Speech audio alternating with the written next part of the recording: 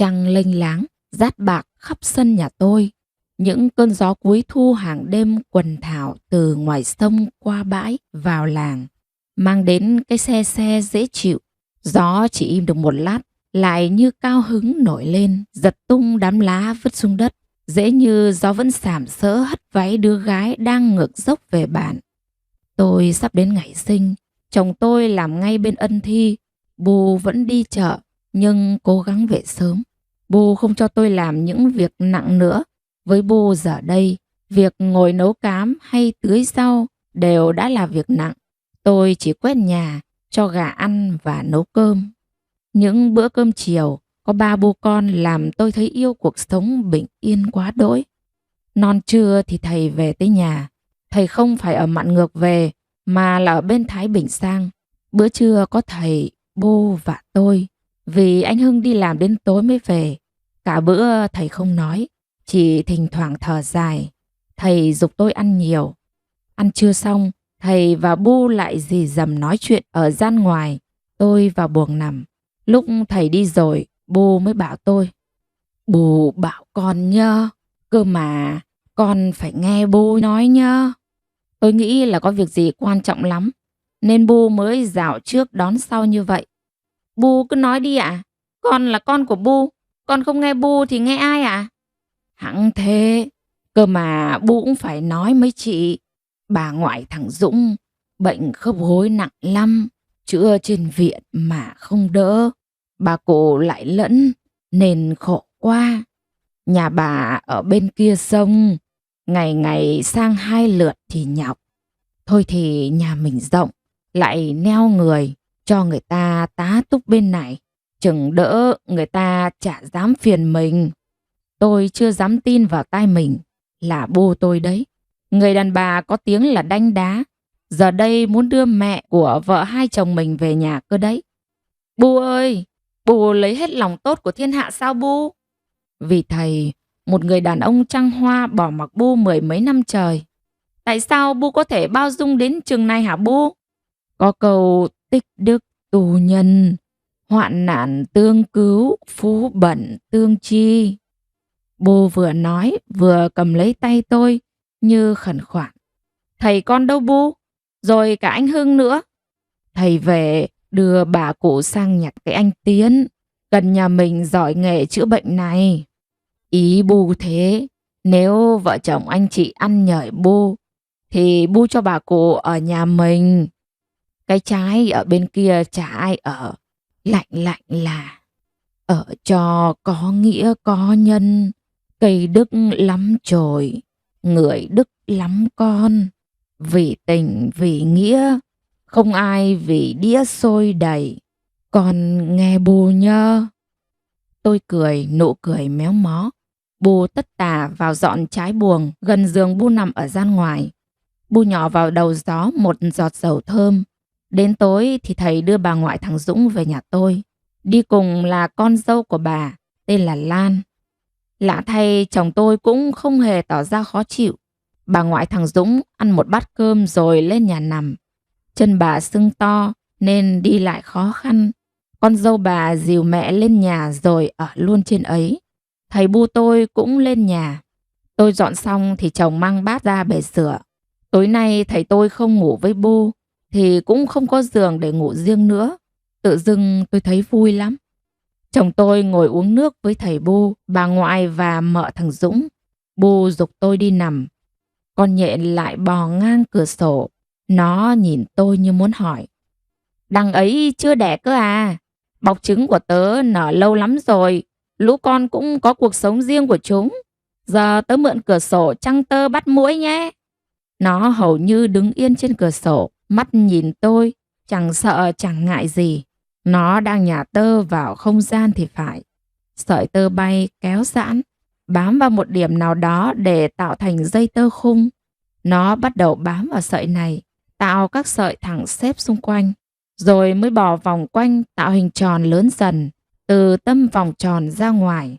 Dệt xong nó nằm ung dung ở giữa để chờ những con muỗi béo ú xa lưới. Khi nó tóm được mồi rồi, nó không ăn ngay mà chích nọc độc trói chặt, hút chất lỏng từ con mồi. Tôi biết điều này là vì những con côn trùng sát vào lưới của nó đều chết khô. Đủ chất nó mỡ màng thì nằm thảnh thơi chờ con đực đến. Con đực bé hơn, đứng từ xa ve vãn, rót mật vào tai mãi rồi cũng được nhện cái mở động cho giao hoan. Sau khi no sôi chán chè, thì nhện đực nghĩ rằng sẽ được ôm tấm thân ngọc ngà này của con vợ mũm mĩm kia mà ngủ. Thì nhện cái chẳng suy nghĩ mà ăn thịt luôn thằng chồng mình. Đấy, biết là chết vì yêu mà có thoát được lưới tình đâu. Lạ thế chứ. Tự dưng tôi ghét con vợ ác kia quá. Lòng buồn như chảy trong đêm. Một chiếc lá lìa cành hay một kiếp người đời có khác gì nhau không? Người bao dung như bu tôi hay ông nội tôi khi lìa đời có được lên trời không? Ông nội tôi chết năm tôi học lớp 8. Vía của ông đi xa quá, không biết lối về. Vía giận ông nội bỏ ăn nên vía yếu mà bỏ đi luôn. Ấy là thầy Mo nói thế. Những ngày cuối đời, ông nằm như cây khô thiếu nước. Bà nội ngồi cạnh ông, nắm bàn tay như rễ si mọc lên từ vách đá. Ông chồng không ngủ được đâu, không được ngủ nhé. Ông thấy ai cũng thương ông. Thời gian ít như con nai chạy qua rừng. Ngủ thì tiếc quá. Không ngủ, ông nhìn chân chân lên mái nhà. Nhìn mãi rồi thì cũng phải nhắm mắt lại thôi. Cái mắt mỏi quá rồi. Nhắm vào thì không mở ra được nữa. Từ khóe mắt ông, giọt nước đùng đục bỏ ra khóe mắt, vỡ dưới gối lạnh toát. Khi ông tôi chết, ải tôi, chú tôi, em tôi và các chị tôi phải đến lần lượt các nhà trong bản, quỳ gối từ ngoài cửa vào, cúi lại mà nói: Bố con, ông con đã được mường trời gọi về, xin gia đình sang giúp đỡ. Đến từng nhà là một nghi lễ thể hiện sự tôn trọng và cần thiết mọi người giúp đỡ cho nhà mình. Sau khi vuốt mắt cho ông xong, ông được đưa ra gian ngoài tắm bằng lá thơm. Giường của người chết được đặt trong văng của nhà. Một đôi chiếu được lật ngược lên, đặt người chết nằm trong đó. Nhà nghèo liệm 3 khổ vải trắng, nhà giàu liệm 9 khổ vải trắng. Nhà tôi không giàu nên liệm 7 khổ vải trắng. Ông nội được đặt trên giường, quay đầu ra phía ngoài. Trên người phủ 4 khổ vải trắng, 3 cái chăn. Khâm liệm xong, con cả là ải tôi, vác gươm hoặc súng kíp, cùng con cháu đi 3 vòng quanh giường để tạ ơn. Con cháu phải mặc áo trái, ăn chay. Anh chị và em ải của người chết không phải mặc áo trái. Mâm cúng người chết gồm một con gà nướng, một bát xôi, một đôi đũa và rượu. Quan tài là thân các cây gỗ to được khoét rỗng ở giữa, có nắp đậy. Các con rể là người chính, đứng ra chủ trì lễ tang. Đêm trước ngày đưa tang, dân bản đến hát đối, múa sạp, làm cho ma được vui cái bụng trước khi về mường trời. Cầu thang mới được chính tay các con rể làm để đưa linh cữu qua. Cầu thang này có 8 bậc, thẳng cửa sổ đầu sàn nhà. Con trai không được tham gia làm cầu thang này. Giữa đường khi con ngựa kéo quan tài mỏi chân mà chưa đến rừng, mọi người lại hát, múa sạp để tiễn ma đi tiếp, cho cái bụng ma được vui. Khi đến rừng mà, con ngựa dừng chân chỗ nào là ma muốn nằm ở chỗ đó. Khi đưa ma ra đến mả, người chết được chia của như người sống. Các nông cụ lao động hàng ngày và các con vật nuôi, gồm cả chó và gà. Lạ kỳ thay, những con chó và gà chỉ quanh quẩn ở cùng những con khác trong rừng mả. Gà rừng mả thường gáy trước gà nhà một canh, và chó thường tru những hồi dài não nề trong những đêm trở gió. Tôi đang cố dỗ giấc ngủ thì chồng tôi vào. Anh tưởng tôi ngủ nên khe khẽ nằm xuống cạnh tôi, một vòng tay ôm khẽ ngang lưng. Tôi như trông chênh giữa núi, giữa xăm xắp những cơn gió lạc mùa. Bà ngoại thằng Dũng ở nhà tôi đã mấy ngày. Bố nói tôi cũng phải gọi là mợ. Tôi chả gọi, mà nếu có gọi thì tôi cũng gọi bé xíu. Sáng mợ Lan đưa bà sang nhà ông Tiến để ông chữa bệnh bằng cách bấm huyệt. Trưa về mợ sắc thuốc nam cho bà vào cái ấm đất mà bố tôi mua cho. Vừa phải trông bà vì bà hay tập tễnh chống gậy ra ngoài. Tôi không vừa lòng vì mợ không gọn gàng sạch sẽ. Đun bếp xong mợ không quét, mà để kệ rơm vương vãi khắp bếp. Mợ người thấp, mập, da đen. Nhìn mợ Lan giống hệt cái hột mít vùi trong tro nóng, vừa được bới ra chưa kịp phủi. Mợ đưa bà đi sang nhà ông Tiến, về sớm thì ngủ. Mợ bảo, đêm phải trông bà nên mợ mất ngủ, thành ra tôi lại phải trông bà thay mợ. Trưa có hôm Bu về sớm, thấy tôi đang rút rơm nấu cơm thì bảo, để đấy, Bu nấu ù tí là xong, sắp nằm ổ rồi, cứ để tất đấy cho Bu. Dào ôi, rõ vẽ, chị cứ chiều cho nó hư thân ra, làm dâu nhà chị khác nào chuột sa chính gạo. Dân tộc thiểu số, họ chịu khổ quen rồi, chiều quá rồi nó làm mẹ mình làm dâu nó đấy. Lời của mợ Lan như giọt máu con rắn độc nhỏ vào bát nước. Tôi có mình nó là dâu, thương nó cũng là thương con mình. Rồi ra sau này tôi yếu, không làm gì được, chả trông vào nó thì trông vào ai. Nó mang giọt máu nhà mình, sắp đến ngày vận ổ. Thương nó cũng là thương cháu mình. Mấy ai ở đặng hảo tâm, nắng hôn giúp nón, mưa dầm giúp tơi. Mợ Lan đi lên nhà, cũng không giúp Bu con tôi nấu cơm. Tối mợ bổ liền mấy quả cam Bu hái cho tôi lúc chiều. Trong bóng tối, mợ chẳng thấy mắt tôi lườm. Có thêm bà và mợ, tôi chẳng thấy nhà vui hơn chút nào. Mong chân bà nhanh khỏi để mợ đưa bà về cho Bu tôi đỡ vất vả. Sáng Bu đi chợ, chồng tôi đi làm. Hạt mít vùi trong tro nóng vẫn ngủ. Tôi dậy ra bể nước để rửa mặt.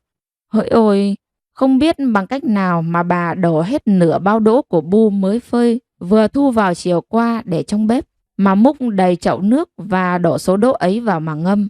Mợ ơi, mợ ra xem bà này, đổ hết đỗ của Bu cháu vào chậu ngâm rồi.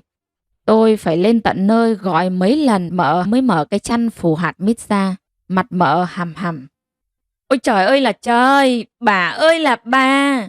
Con khổ với bà đến bao giờ nữa đây? Vừa ngơ đi có tí mà bà đã làm ra thế này. Hạt mít vùi cho nóng, vừa gào vừa vỗ hai tay vào cặp đùi ếch mà gào lên. Ai bảo bà đổ hết đỗ của chị Minh vào đây? Giời ơi là giời hứ. Tao có đổ đâu, nó đổ vào đây chứ. Mợ Lan nhìn tôi, bà nhìn tôi, mắt tôi đã đỏ hoe. Lúc ấy tôi chỉ ước bà là bó củi để tôi vác ngay ra bến đò mà trả bà về nhà bà. Trong đầu tôi như có hòn than đang cháy trong ấy. Trưa Bu về, tôi đem những ấm ức mà kể với Bu. Bu luồn tay vào bụng tôi mà cười. Không sao đâu, em của bà khỏe là không sao hết. Lúc ấy bà và mợ vì đi muộn nên vẫn bên nhà ông Tiến chưa về. Buổi tối ăn cơm xong, mợ Lan nói mai đưa bà về. Bu tôi hỏi. Bà khỏi hẳn, hẵng về em mợ. Hạt mít vùi cho nóng nhìn sang tôi, mắt rưng rưng. Sáng nay em nháng đi một tí thì con cái may bảo bà đổ đỗ của chị vào chậu nước. Bà chân đau, làm sao mang được ra mà đổ vào ngâm? Nếu không muốn cho Bu em ở thì chị nói một câu. Tôi đổ ra giá rồi bưng lên. Bà nói với Bu tôi. Hạt mít vùi cho nóng quát lên. Sáng Bu chẳng bảo con cái may nó đổ đấy như.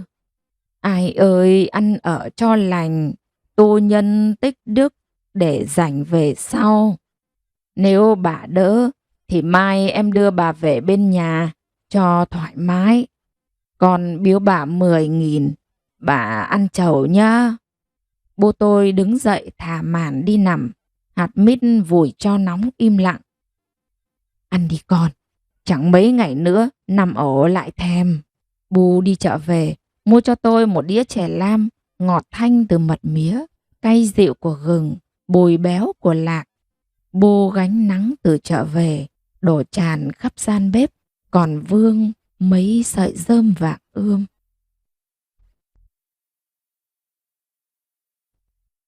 Cuối tháng 10, những cơn gió bấc bắt đầu từ ngoài sông thổi vào, qua cánh đồng chưa gốc rạ. Cỏ trên bờ đê đã thưa, lũ trẻ lùa trâu bò xuống cánh đồng thả sau mỗi sáng đi học về. Thầy tôi vẫn đi biển biệt, chỉ những khi có việc quan trọng thầy mới ghé về nhà.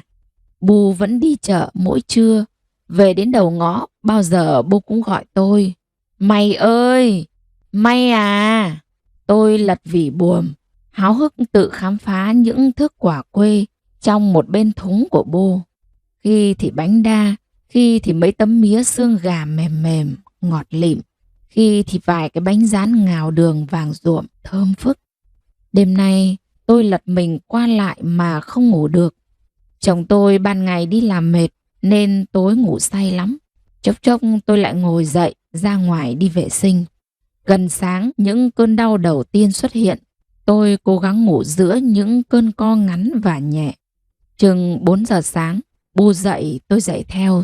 Xuống bếp ánh lửa bập bùng hắt lên khuôn mặt sáng ngời, dở dỡ của Bu. Người đàn bà một đời tần tảo. "Đau bụng phải không?" Bu hỏi tôi. "Con chỉ thấy hơi đau đau thôi." "Em bà đòi ra rồi. Con lên gọi thằng Hưng dậy đi." Bu đun mải ấm nước.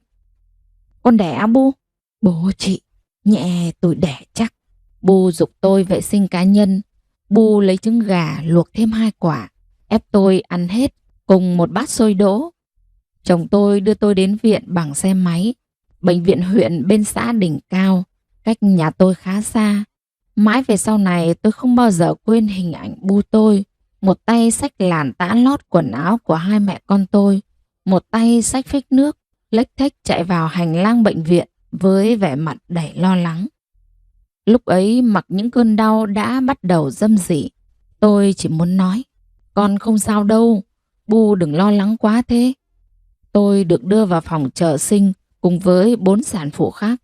Tôi sợ hãi, quên cả đau, nép sau lưng Bu. Bu đẩy tôi vào sau tiếng the thé của cô y tá. "Cởi quần ra, nằm lên đây, cô khám xem nào." Tôi run rẩy như muốn khuỵu xuống. Bu đã vào phòng từ lúc nào, xoa khẽ cái bụng của tôi. "Con lên bác sĩ khám cho nhá." "Bà yên tâm, cháu khám cẩn thận cho."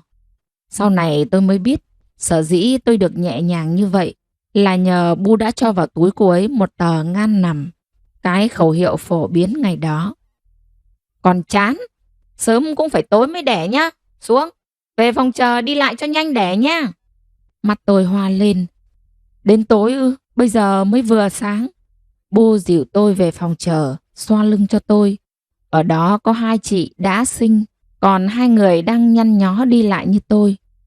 Trước cửa phòng đẻ, những bà mẹ của sản phụ thấp thỏm lo âu. Tiếng bác sĩ gắt gỏng, tiếng trẻ sơ sinh oe oe, tiếng xe đẩy lạch cạch, chốc chốc lại vội vã qua hành lang. Tiếng gọi nhau ý ới, tiếng bước chân huỳnh huỵch vội vã, xen lẫn tiếng rên rỉ suýt xoa cố nén lại. Có cả tiếng cười hạnh phúc lẫn trong tiếng khóc đau đớn. Tôi thèm cái bình yên của căn nhà ngói 3 gian 2 trái, thơm lựng mùi nắng, mướt mướt màu xanh của rau, lộn nhộn tiếng cãi nhau chí chóe của lũ gà, tiếng réo thống thiết của 2 con lợn ham ăn mà sáng nay Bu tôi đã phải chạy qua nhà bà tới, nhà bà qua giáng nhà hộ. Tôi thương cái tình làng nghĩa xóm, thương cái nghĩa của Bu tôi với tất cả mọi người. Những cơn đau bắt đầu quặn lên. Tôi muốn khóc. Tôi mong có êm ở cạnh tôi lúc này. Bạn tôi, những người phụ nữ trong thời kỳ thai nghén, cũng được những người thân thiết hết sức quan tâm. Khi mang thai, người phụ nữ tuyệt đối kiêng đào mương, đào hố. Vì người già nói, người có thai khi đào hố, lỡ đất lở là đứa trẻ sẽ bị sứt môi. Kiêng sát sinh, kiêng thăm người đẻ chưa đầy tháng, vì sợ dẫm phải dây sữa của bà đẻ sẽ làm tắc sữa của mình. Không đi đám ma, kiêng không ăn thịt những con vật bị nhốt trong lồng sắt. Người già bảo rằng ăn thịt của những con vật ấy sẽ khó đẻ. Khi mang thai tháng cuối, gia đình sẽ mời thầy mo về làm lễ giữ vía cho 2 mẹ con. Lúc này người chồng sẽ làm một bếp riêng cho vợ mình. Sinh chưa được 1 tháng, người phụ nữ tuyệt đối không được đi qua gian có đặt bàn thờ. Khi ấy thân thể chưa sạch sẽ làm ma nhà giận mà không cho đứa trẻ ngoan. Thời gian này kiêng ăn cùng mâm với cả nhà. 9 giờ sáng, những cơn đau dài hơn, hai chân tôi muốn khuỵu xuống. Đau, ôi đau quá. Bố ơi, con đau lắm. Bố biết rồi, không đau thì làm sao có đứa con mà nuôi. Con ngồi xuống đây, uống nước nha. Con đừng kêu nữa, rồi mất sức không còn sức mà đẻ nữa đâu. Có khi phải mổ ở đây, con có sợ không? Bố biết rồi nhá. Sinh một đứa con, mất một hòn máu, không đau làm sao được hả con? Những yêu thương của bố làm tôi thấy an tâm hơn.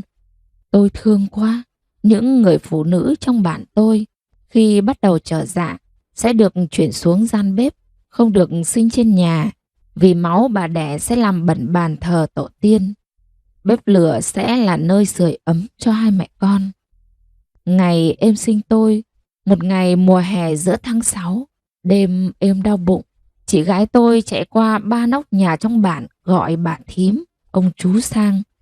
Một đoạn dây thừng buộc từ trên xảng ngang gian bếp thả thõng xuống, một đầu thắt nút lại để em vịn vào mà đi lại. Ông chú đi tìm bà đỡ. Cả ngày hôm sau cơn đau vẫn giày vò em, chắc cũng như tôi lúc này. Các ông chú bồn chồn đi lại, các bà thím nhìn em rồi lại nhìn bếp lửa. Họ cùng im lặng, vì họ đều khổ như nhau. Em đau muốn khuỵu xuống.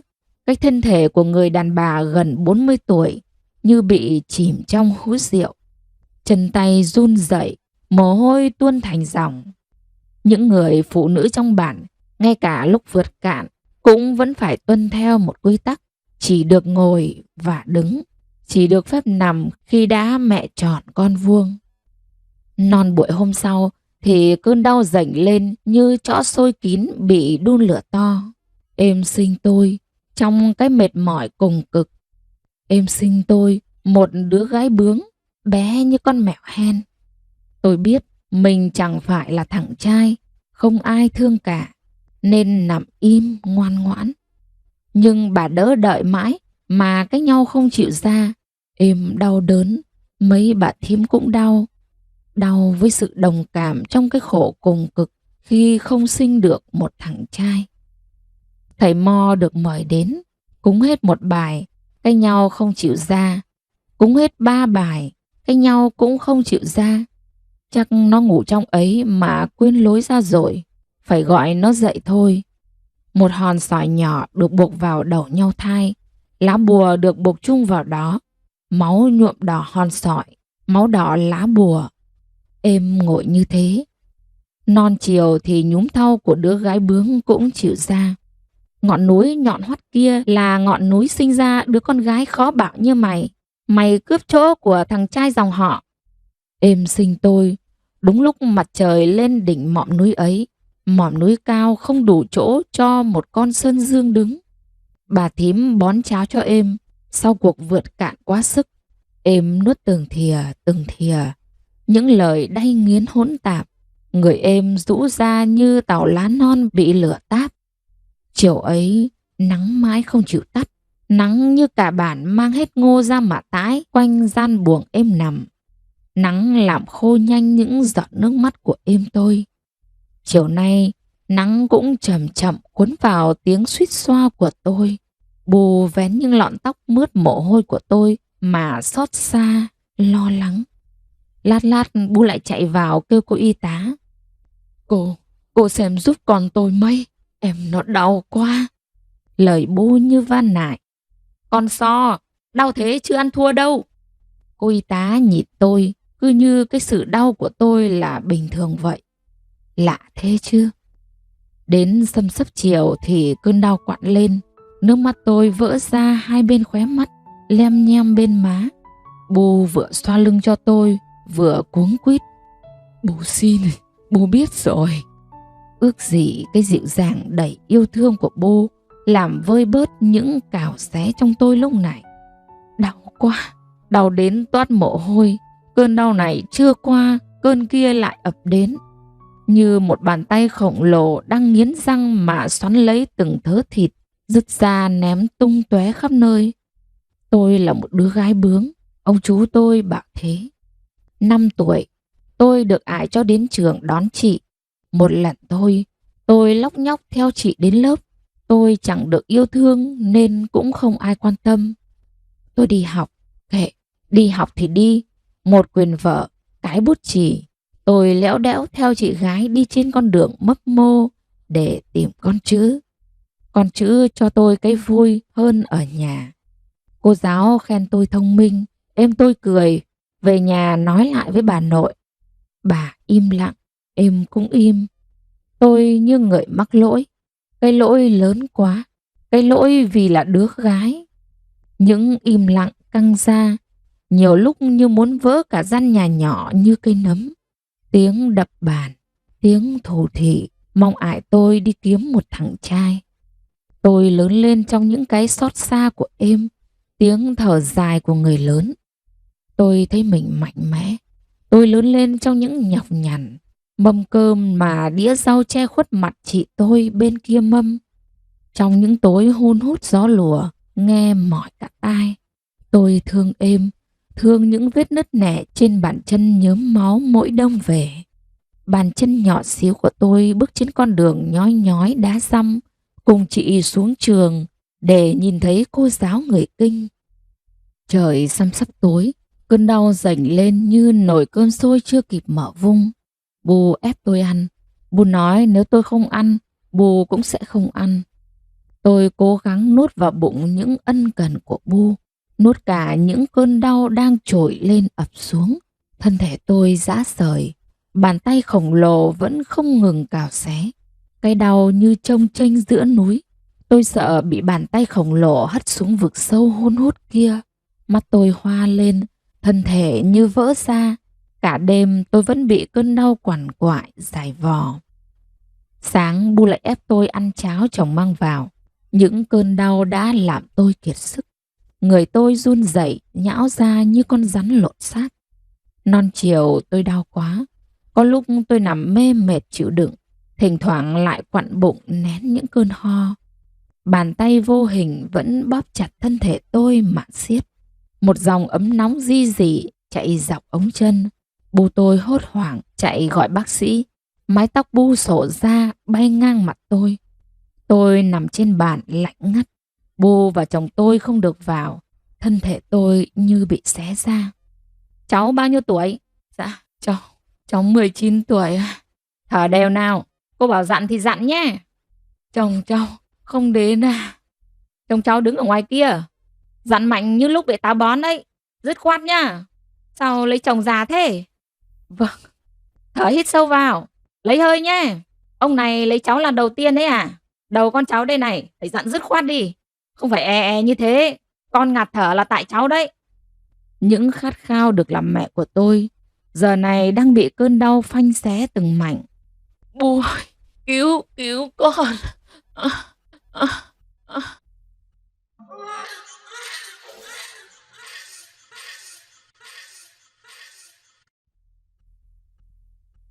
Tiếng khóc là tiếng khóc của con tôi. Tiếng khóc xé toạc bầu không khí đặc quánh. Một khoảng yên bình nhường chỗ cho những đớn đau. Con gái nha. Bu tôi ào vào. Nụ cười của Bu trong vắt, sáng bừng. Tôi đẻ con gái. Bu không ghét như bà nội từng ghét em. Nỗi đau của tôi bị nụ cười của Bu làm mẹp ra. Con giỏi lắm. Bà bế giống bà nha. Em làm Bu em mệt quá. Em phải ngoan nha. Bà nội thương em. Tôi được về phòng sau cơn đau vượt cạn thành công. Chồng tôi bế con, ánh mắt dịu dàng và hạnh phúc. Bu tôi vuốt những lọn tóc mướt mồ hôi lòa xòa trên trán tôi. Ánh nắng chiều nay cũng mãi chưa tắt. Như cả bản tôi đựng hết niềm vui vào ca lếp mà tái ra xung quanh chiếc giường 1-2 mét chật chội tiếng cười của Bu con tôi. Mai là mình được về nhà rồi. Con ăn giỏi, sáng mai về nhà nhớ. Tôi nhớ căn nhà của tôi, ngôi nhà nhỏ thơm lựng mùi của yêu thương. Cuối thu trời phả se se những cơn heo may. Trong phòng tiếng trẻ con khóc oa oa, tiếng rên xiết của những cơn đau trở dạ thút thít, tiếng nựng nịu khe khẽ, tiếng va lách cách của thìa bát. Một gian phòng trộn rộn khiến tôi không ngủ được. May mắn thay, chỉ phải nằm thêm một đêm, mẹ con tôi được về nhà. Tôi hít căng lồng ngực, hương lúa mùa ngọt ngào. Con tôi ngủ ngoan trong vòng tay bà nội. Tôi bế con bước qua chậu than đang cháy hồng ngay đầu sân. Chậu than củi thơm mùi bộ kết nướng. Qua cửa chính vào buồng, bố cũng chuẩn bị một chậu than ngay trong phòng. Nhưng thay vì nằm 5 ngày như trên bản, thì chậu than được chồng tôi mang ra ngoài ngay sau khi tôi thấy khói. Trên bản, những người đàn bà mới sinh tuyệt đối không được đi vào bằng cửa chính, không được qua gian thờ, vì cơ thể mới vượt cạn không sạch sẽ. Nhưng bố nói, người kinh không kiêng như thế, vào cửa chính cũng không sao. Tôi và con được bước qua cửa chính vào buồng riêng của mình. Bố khẽ đặt con tôi nằm xuống giường. Con bé vẫn ngủ, nhưng cảm nhận được sự an toàn khi về nhà. Tôi thực sự sung sướng và thoải mái khi được nằm trên giường rộng rãi và thơm tho sạch sẽ của mình. Bố nghỉ chợ để ở nhà cả ngày với mẹ con tôi. Một tuần tôi vẫn không có sữa cho con bố. Bố nấu cháo với đu đủ và móng giò. Nghĩ đến thôi là tôi đã ngán lắm. 10 ngày tôi vẫn không có sữa. Tôi lặng lẽ khóc. Tôi thấy mình thật xấu xa, thật vô tích sự, không phải là người mẹ tốt. Bố nói, không sao đâu, bố sẽ chăm em, rồi em cứng cáp, quấy bột cho em ăn thêm. Chồng tôi mua một hộp sữa bột, bố tự tay pha sữa, tự bế cháu. Bố nói, cứ ngủ đi, để bố trông em cho. Bố sai chồng tôi đi cắt thuốc về cho tôi uống. Tôi vẫn trơ ra như con bò đực. Tôi hiểu những ngày tháng sắp tới sẽ là những ngày vất vả của bố con tôi. Nhưng người chịu nỗi đau vất vả ấy là bố tôi chứ không phải tôi. Bố ăn, con tôi nằm trên tay. Bố ngủ, con tôi nằm trên tay. Ban ngày con tôi nằm trên tay. Cả đêm bố vẫn ủ con tôi trong vòng tay ôm ấm áp của bố. Có lúc nửa đêm tôi tỉnh giấc vì tiếng khóc gắt gỏng của con bé. Tôi dậy ra ngoài để pha sữa, bắt gặp con bé đang nhằn nhằn chùn chụt mút một bên ngực không có sữa của bà nội. Em khẽ cho bố em ngủ nhớ. Tim tôi thắt lại như có hòn đá to đè lên. Tôi cứ vô tư đón nhận sự hy sinh và chăm sóc của hai mẹ con từ bố. Bố cả ngày chỉ chăm hai mẹ con tôi, dường như xem ấy là một niềm vui hay như là trách nhiệm của riêng bố vậy. Ngày con gái tôi được tròn 1 tháng, bố mời thầy cúng về làm lễ đầy tháng, làm mấy mâm cơm mời anh em họ tộc nhà chồng. Điều làm tôi hạnh phúc hơn cả là món quà bố tặng cho tôi. Đó là trước đó bố bảo chồng tôi lên đón em tôi về với tôi. Em tôi mang cho cháu ngoại một chiếc địu và một chiếc vòng bạc xinh xắn. Em cũng chỉ ở với tôi được 1 tuần vì còn bà nội ở nhà đang ốm. Em rất đỗi ngạc nhiên đến độ không tin vào mắt mình khi con tôi được bu chăm sóc rất tốt. Em nhìn tôi mắt loang loáng ướt. Mày à, đi khắp mường trời không thấy ai tốt như bà nội con nhình. Bố nhìn em tôi mà cười, nụ cười đôn hậu. Tối hai bà thay nhau bế cháu. Bà nội không cho bà ngoại bế con bé nhiều, dành thời gian cho bà ngoại nghỉ. Lúc nào bố cũng coi cháu như báu vật của riêng bố. Chồng tôi thì hiếm lắm mới được bố đưa cho bế một chút. Bố sai chồng tôi nấu những món ngon mời em tôi. Tối bố và con bé ngủ gian ngoài để em có khoảng thời gian riêng với tôi. May à, mẹ chồng mày như cái hang che cho mày lúc trời mưa, như cái thân cây to che thân mày lúc trời nắng. Nhớ lấy, khi tạnh mưa không được vần hòn đá to lấp miệng hang. Khi hết nắng không được chặt cành cây đã che mình lúc nắng.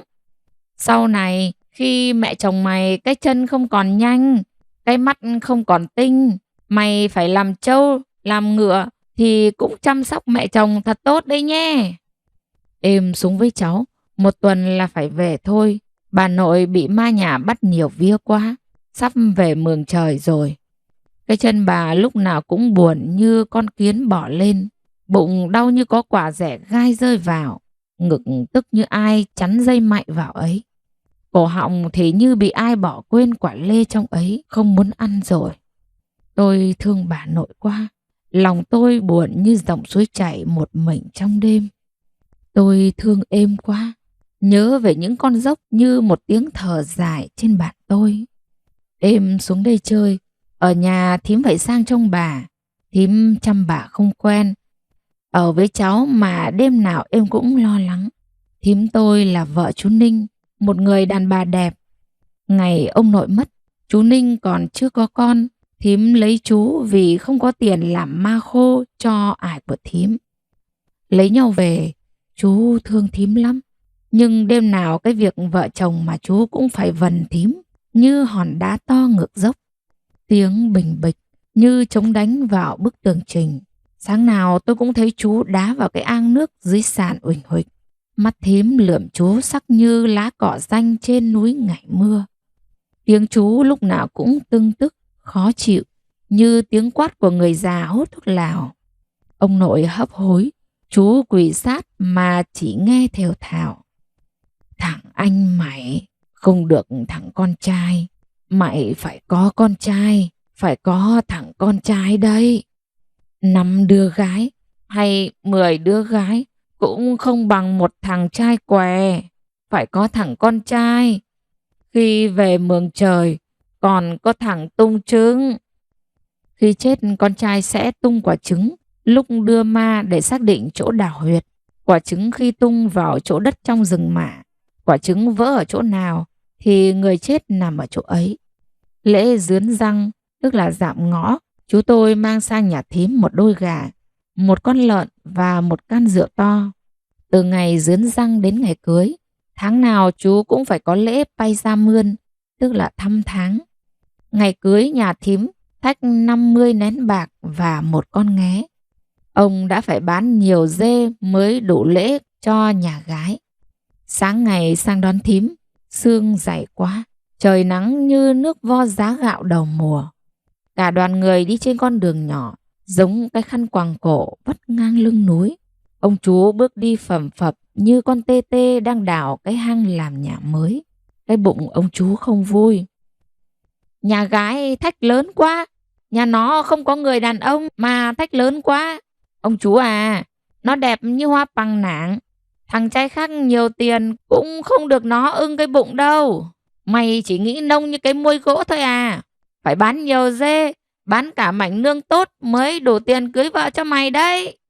Tôi lấy được con vợ này về, sáng vợ chồng tôi đi làm, tối nhọ đáy mới về. Sẽ có thêm nhiều con dê, nhiều mảnh nương tốt thôi. Ây già, nói thế biết thế chứ. Khi ông mối nói lời xin dâu, thím mắt đỏ hoe. Cái đứa gái này, khóc cái gì thế? Còn khóc nữa đây à? 50 cái nén bạc còn ít à? Cái tức về nhiều trong bụng ông chú. Chú Ninh phải quỳ lại nhà gái để xin dâu. Nhà gái chừng biết ý ông chú nên không dám cho nhiều người xô ngã chú Ninh. Khi chú rể quỳ gối xin êm ải cô dâu cho đón vợ về, sẽ có người cố tình đẩy ngã làm khó chú rể. Khi chú rể quỳ thẳng lưng mới được phép đón vợ. Những mâm cỗ trong lễ cưới của nhà thím, nhà tôi phải cho người sang nấu từ hôm trước ngày cưới. Cái tục xưa nay vẫn thế mà cái bụng ông chú không vui. Rạng sáng hôm sau, đoàn rước dâu đưa thím về nhà chồng. Cái tục trong bản khi đưa dâu phải đi lúc trời chưa sáng. Khi ấy tất cả tinh túy đất trời còn chưa tan đi. Ánh đuốc như xé vào màn đêm một vệt dài. Thím tôi trùm khăn đỏ, được người cõng ra khỏi nhà, đi đêm và trùm khăn đỏ để thím không biết lối về nhà, để chung thủy với chú tôi. Đến chân cầu thang, ông mối làm lễ rửa chân cho cô dâu. Chân thím trắng như cây măng non mới bóc vỏ, rụt rè từng bước lên 9 bậc cầu thang. Những người xinh đẹp như thím mà vẫn khổ. Những người đàn bà ở bản tôi là như vậy. Đẹp hay không đẹp thì vẫn khổ thôi. Nhưng chú thì thương thím lắm, mặc cho bà nội không vui. Cái thằng trai này, cái việc lấy nước buổi sáng là việc của đứa vợ, mày không biết à? Kệ, chú cứ đi, hàng đêm chú vẫn phải vần thím như vần hòn đá to ngược dốc. Và sáng nào chú cũng đã huỳnh huỵch vào cái ang gỗ dưới sàn. Mày không thương tôi thì mày lấy tôi làm gì? Kệ, thím cứ im lặng như con trâu bị buộc trong góc chuồng tối. Chú vẫn thương thím, nhưng tình thương ấy chưa đủ để thím cảm thấy đổi cái đẹp của mình cho xứng đáng. Chú ghen lắm, mà không phải một mình chú ghen. Đàn ông trong bản này ai cũng ghen vợ như thế. Người Kinh bảo nó có yêu nhiều, nó mới ghen nhiều. Nhưng đàn ông trong bản chỉ biết ghen vợ nhiều, chứ không biết yêu con vợ của mình nhiều. Lạ thế chứ. Sao cái má mày cứ hừng hực như cái hoa chuối rừng thế? Mày muốn làm con vợ hư rồi à? Gái ở bản nó chết hết rồi sao? Mà những thằng trai cứ nhìn mày lúc mày đi cùng tôi xuống chợ phiên thế. Chú cứ gắt lên, thím cứ im như cây chuối bị phạt ngang. Thấy thím im lặng, chú nói: Vợ à, cái bụng tôi như quả dứa ấy. Bên ngoài làm mặt giận, nhưng trong bụng tôi vẫn thương. Thím vẫn im như hòn đá dưới suối. Nước chảy xiết nhưng rêu bám lâu cũng dảy lên. Mùa đông trên bản lạnh lắm. Những cơn gió xuyên qua xương mà tràn vào nhà suốt đêm đến sáng. Chú tự cho rằng chú lấy được thím giống như người thợ săn khỏe bắt được con thú quý. Sáng trời rét quá, thím đi lấy nước về rồi chú mới dậy. Bà nội ngồi sát vào lửa mà vẫn suýt xoa vì lạnh. Chú xỏ đôi tay chai như da bò phơi nắng vào bụng mà cái rét vẫn đầy hai hàm răng va nhau lập cập. Thím bước lên sàn, bàn tay đỏ lựng vì lạnh. Có cách này, không cần than mà vẫn ấm đây. Thím nhìn chú, vẫn bằng đôi mắt sắc như lá xanh lúc trời mưa. Á, con vợ này, ban ngày mà nó còn muốn vật nhau cơ à? Nó thành con vợ tốt thật rồi đấy, vui cái bụng quá. Vợ à, mày biết cách làm thế nào để cho người tôi ấm lên đấy à? Mày nói đi, cái bụng tôi như có hòn than của cây mại đang cháy trong ấy rồi. Êm ải cũng mong cháu rồi đấy. Mày nói xem. Thím ra phai cốc cầm hai con dao.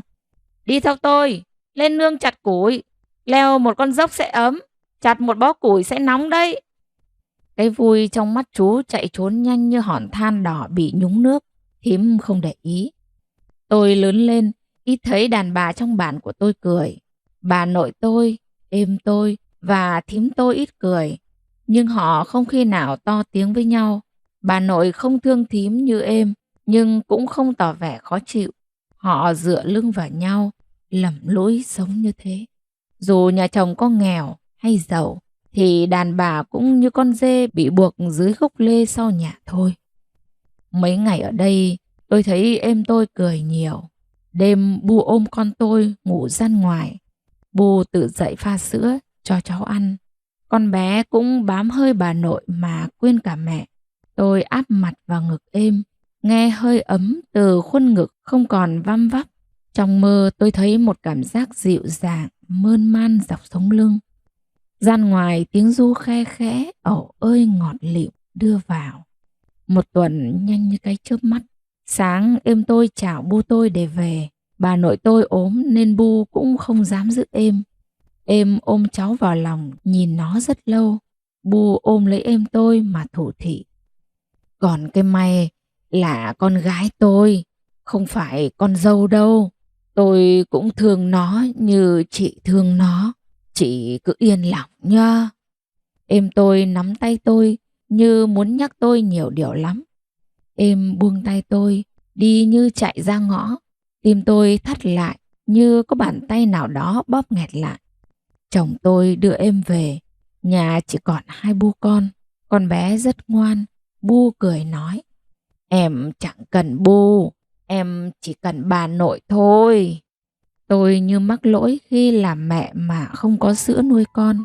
Bu hay nói: Chẳng cần mẹ đâu, bà nội nuôi em. Sau này em nuôi bà nội nhá. Hàng xóm hay chạy qua chạy lại thăm Bu con tôi. Từ ngày có con bé, tóc Bu tôi bạc hơn nhiều. Bu nhất định không cho tôi ngủ cùng. Con bé nhai núm ti không có sữa của bà nội đến bật máu. Chồng tôi lại đi làm. Sau khi con bé được 1 tháng, hàng đêm tiếng ầu ơ ngọt lịm từ gian ngoài vẫn vọng vào căn buồng nhỏ của tôi. Những cái cỏ, cái vạc trong lời ru của Bu, dù cực nhọc nhưng vẫn mơ một ngày nào đó được xáo nước trong. Mùa đông năm 19 tuổi của tôi đã qua. Giờ đây tôi đã có một đứa con. Những chuỗi ngày đầy ắp tiếng cười. Bu thương tôi như núm ruột của Bu. Hàng ngày tôi thấy Bu ít nhất là một lần nhìn con tôi và nói: giống cái thằng Bầy như in. Ôi sao giống cái thằng thầy Bầy thế này chứ Hến ơi. Ai sang chơi Bu cũng hỏi: bà nhìn cháu giống thầy cháu hay giống Bu cháu? Giống như lột cái thằng thầy nó đây này. Con Hến lẫm chẫm bước những bước đầu tiên khi được 11 tháng. Nó dính lấy bà nội không chịu rời. Bà nội quét sân, nó trên lưng. Bà ra vườn, nó trên lưng. Bà cho gà ăn, nó trên lưng. Nó chỉ rời bà lúc ngủ say. Sáng tôi dậy nấu ăn, nấu cháo cho con. Bà nội ôm con Hến ngủ. Tôi thích dậy làm mọi việc hơn là trông con. Ông nội lâu lâu mới về. Chồng tôi lại đi làm xa 1 tháng hoặc hơn mới về một lần. Chiều nay chồng tôi về. Con bé không lạ, được bố bế ra ngoài cổng chơi, cười khanh khách khi bố nó dụi cái mũi vào bụng nó. Công kênh con trên vai, hai bố con đi dọc con đường làng. Không được cho con bé ra đường nữa. Tối rồi. Ơi Hưng ơi, anh mang con Hến về ngay cho tôi. Mặc kệ Bu la, hai bố con ra tận ngoài ngõ. Mùa đông nên trời tối sớm. Con Mốc vừa sủa vừa chạy giật lùi vào sát cửa bếp. Một người đàn bà đi vào. Tôi đang nấu cơm, Bu đang quét sân. Còn cái tèo, mày về đây làm gì? Chẳng ai bắt nhời mày đâu mà dồn. Người đàn bà có vẻ khắc khổ, mặc một chiếc áo cánh màu xanh, quần đen và đôi dép nhựa cũ kỹ, cáu bẩn. Cháu chào cô. Tôi đứng dậy khi người ấy vào đến nửa sân. Vợ anh Hưng hả? Người ấy hỏi trống không. Vâng, cháu là vợ anh Hưng ạ. Bu nhìn người đàn bà ấy, rồi đứng chắn trước mặt tôi. Tôi ngơ ngác nhìn Bu, nhìn người đàn bà ấy. Đây là chị Tèo, nhà bên Kim Động. Em chào chị ạ. Tôi lý nhí đổi cách xưng hô. Trong lòng tôi thấy bất an quá. Chị là bạn cũ của anh Hưng, sang xin Bu bữa cơm. Không ấy, hay chị cứ về bên nhà đi, rồi tôi nói thẳng Hưng mai nó sang. Tôi thấy bụng nóng lên như có hòn than cháy trong ấy. Chồng tôi về, Bu đỡ lấy con tôi. Chồng tôi đi vào nhà, qua người đàn bà ấy, không nói câu nào. Cánh cửa bị đóng sầm, phát ra tiếng động to đến nhức nhối. Người ấy ở lại ăn cơm thật. Tôi ăn một bát rồi đứng lên. Vì tôi nấu cơm trước lúc người ấy đến nên không dư. Tôi xin phép lên nhà trước. Con Hến ngủ, tôi lừa con vào giường. Định xuống bếp xem mọi người ăn xong thì dọn. Tôi không chủ định nghe, thật đấy.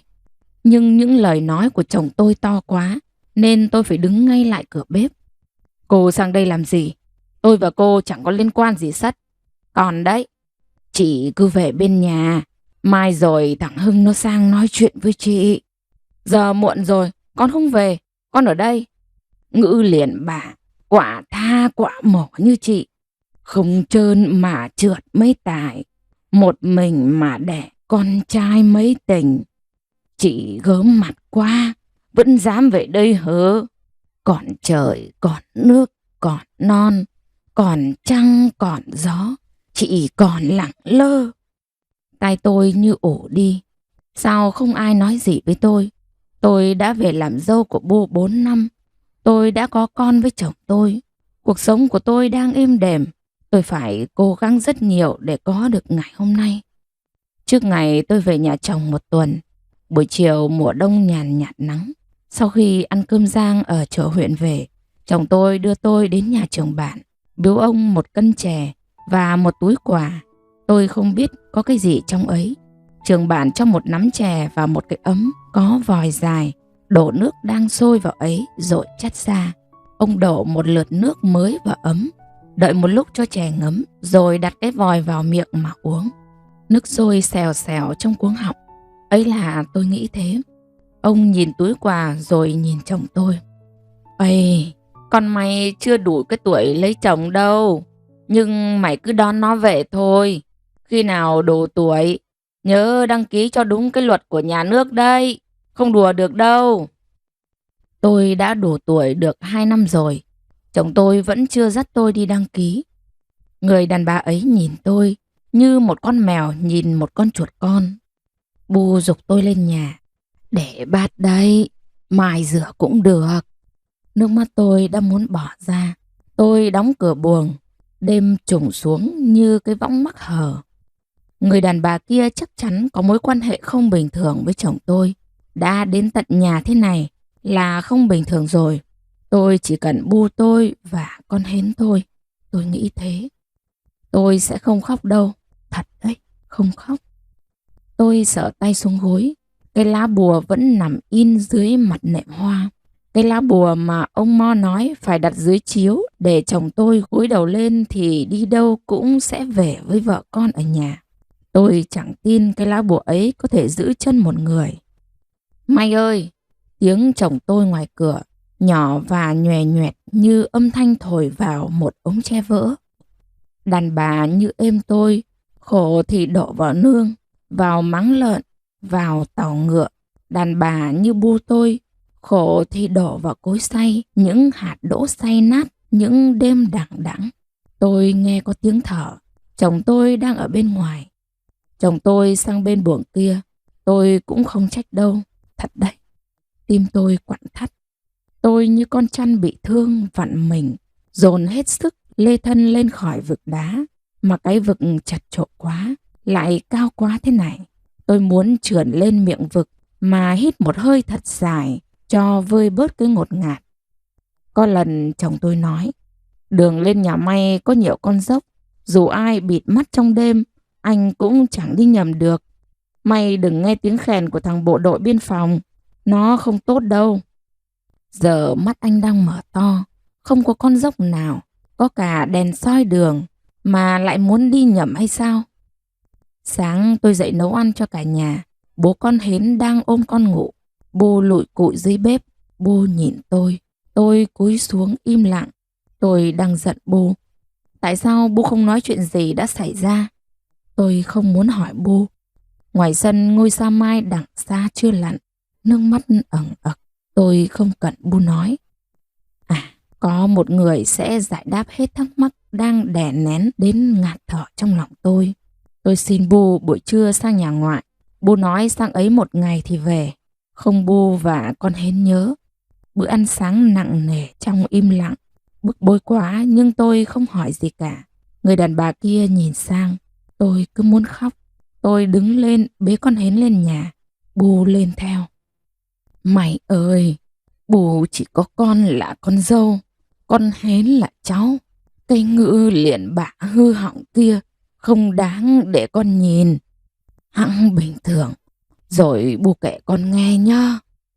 Tôi ôm chặt con vào lòng để mặc giọt nước mắt rơi trên nhúm tóc tơ của con bé. Chồng em mấy em là tình, anh đây là nghĩa hỏi mình thương ai.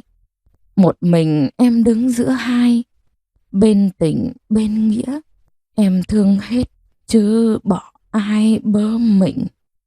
Bu nhìn người đàn bà ấy đưa tay đón con Hến. Tôi xuống bếp rửa bát. Chồng tôi lảng tránh cái nhìn của tôi. Buổi trưa chồng tôi ngủ trong buồng. Chắc vì tối qua mất ngủ nên đặt mình một chút là tiếng ngáy đã đều đều. Bu tôi ôm con bé ngủ gian ngoài. Gian bên cạnh là người đàn bà ấy nằm. Tôi cần lắm một khoảng trời bình yên cho những đớn đau đang đè nặng ngay lúc này.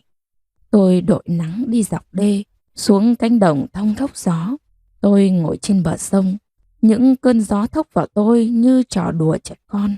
Tôi thả một cánh hoa dại xuống dòng sông. Nếu người như cánh hoa kia thì thà cứ tan nát theo dòng nước xoáy, còn hơn là không gặp được một bến bình yên mà dạt vào đâu đó. Tôi gói tủi hờn vào vốc đá ném thật xa. Dòng sông bao dung nhận lấy những đau đớn ấy vào lòng, vùi thật sâu. Chân tôi dẫm lên những gốc dạ còn sót lại sau mùa gặt. Chiều hun hút gió, cái nắng hanh hao đuổi sau lưng tôi. Ngoại ơi! Ngoại! Ngoại đang đứng giữa một mùa hoa vàng, nheo mắt nhìn tôi. Con vợ Hưng đây hả? Rồi bây đi một mình à? Sao để đầu trần thế kia? Sao mọc phong phanh thế kia hả? Con sang chơi với bà mà, bà ơi! Sao thế con? Sao lại thế? Con ơi! Vợ chồng một điều nhịn là 9 điều lành. Bà lau nước mắt tôi, đôi tay nhăn nheo vẫn dính cả phấn hoa. Bà cầm tay tôi, một mùi cỏ thơm thơm lạ, thứ mùi mà mãi sau này tôi còn khao khát. Bà ở với cậu mợ, cậu trồng cam, mỗi mùa cam cậu mợ bận bịu. Ngoại cẩn mẫn với từng mớ rau, con gà, quả trứng. Đêm cậu mợ ngoài bãi không về, các cháu đi làm, đứa đi học không ở nhà. Bà thổ thị.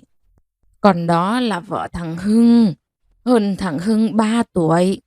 Thầy bu bây hỏi cho, lấy nhau về, thầy con thằng Hưng đi làm suốt. Nó không hợp mấy bu bây, hai bố con tiếng bấc tiếng chỉ. Đận thằng Hưng đi mấy tháng không về, nó ở nhà không giữ được cái thân. Người làng bắt được nó ở trong bãi ngô, mấy thằng đàn ông khác. Gái đi đánh chết, cây nết chẳng chừa. Nó đẻ thằng Long, dân làng xì xào. Thằng Hưng bảo không phải con nó. Con Tèo cũng không cãi, bế con đi theo thằng kia. Nhà mẹ con kia bên Kim Động. Chồng con có con với người kia hả bà? Không phải con thằng Hưng, thằng Long còn hơn bây mấy tuổi ấy. Sao không ai nói với con hả bà? 4 năm rồi con mới biết. Bù bầy cũng khổ lắm. Lấy thầy thằng Hưng, bà không đồng ý. Nó cứ cố lấy. Thư liền ông mà tay giải thế, liền bà khổ lắm. Rồi ra sau này khổ cũng cấm dám kêu. Bà thương nó chứ. Con mình dứt ruột đẻ ra, mặt giận thế nhưng đứt từng khúc ruột. Ngoại ôm tôi đắng đớt.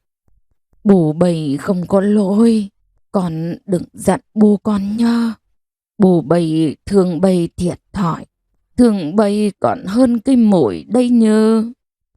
Thằng Hưng cọc cằn là vì con Tèo hư thân, mất nết. Vết cào trên lưng tôi lại nhoi nhói buốt. Cậu tôi về, nghe ngoại kể, cậu nói với tôi.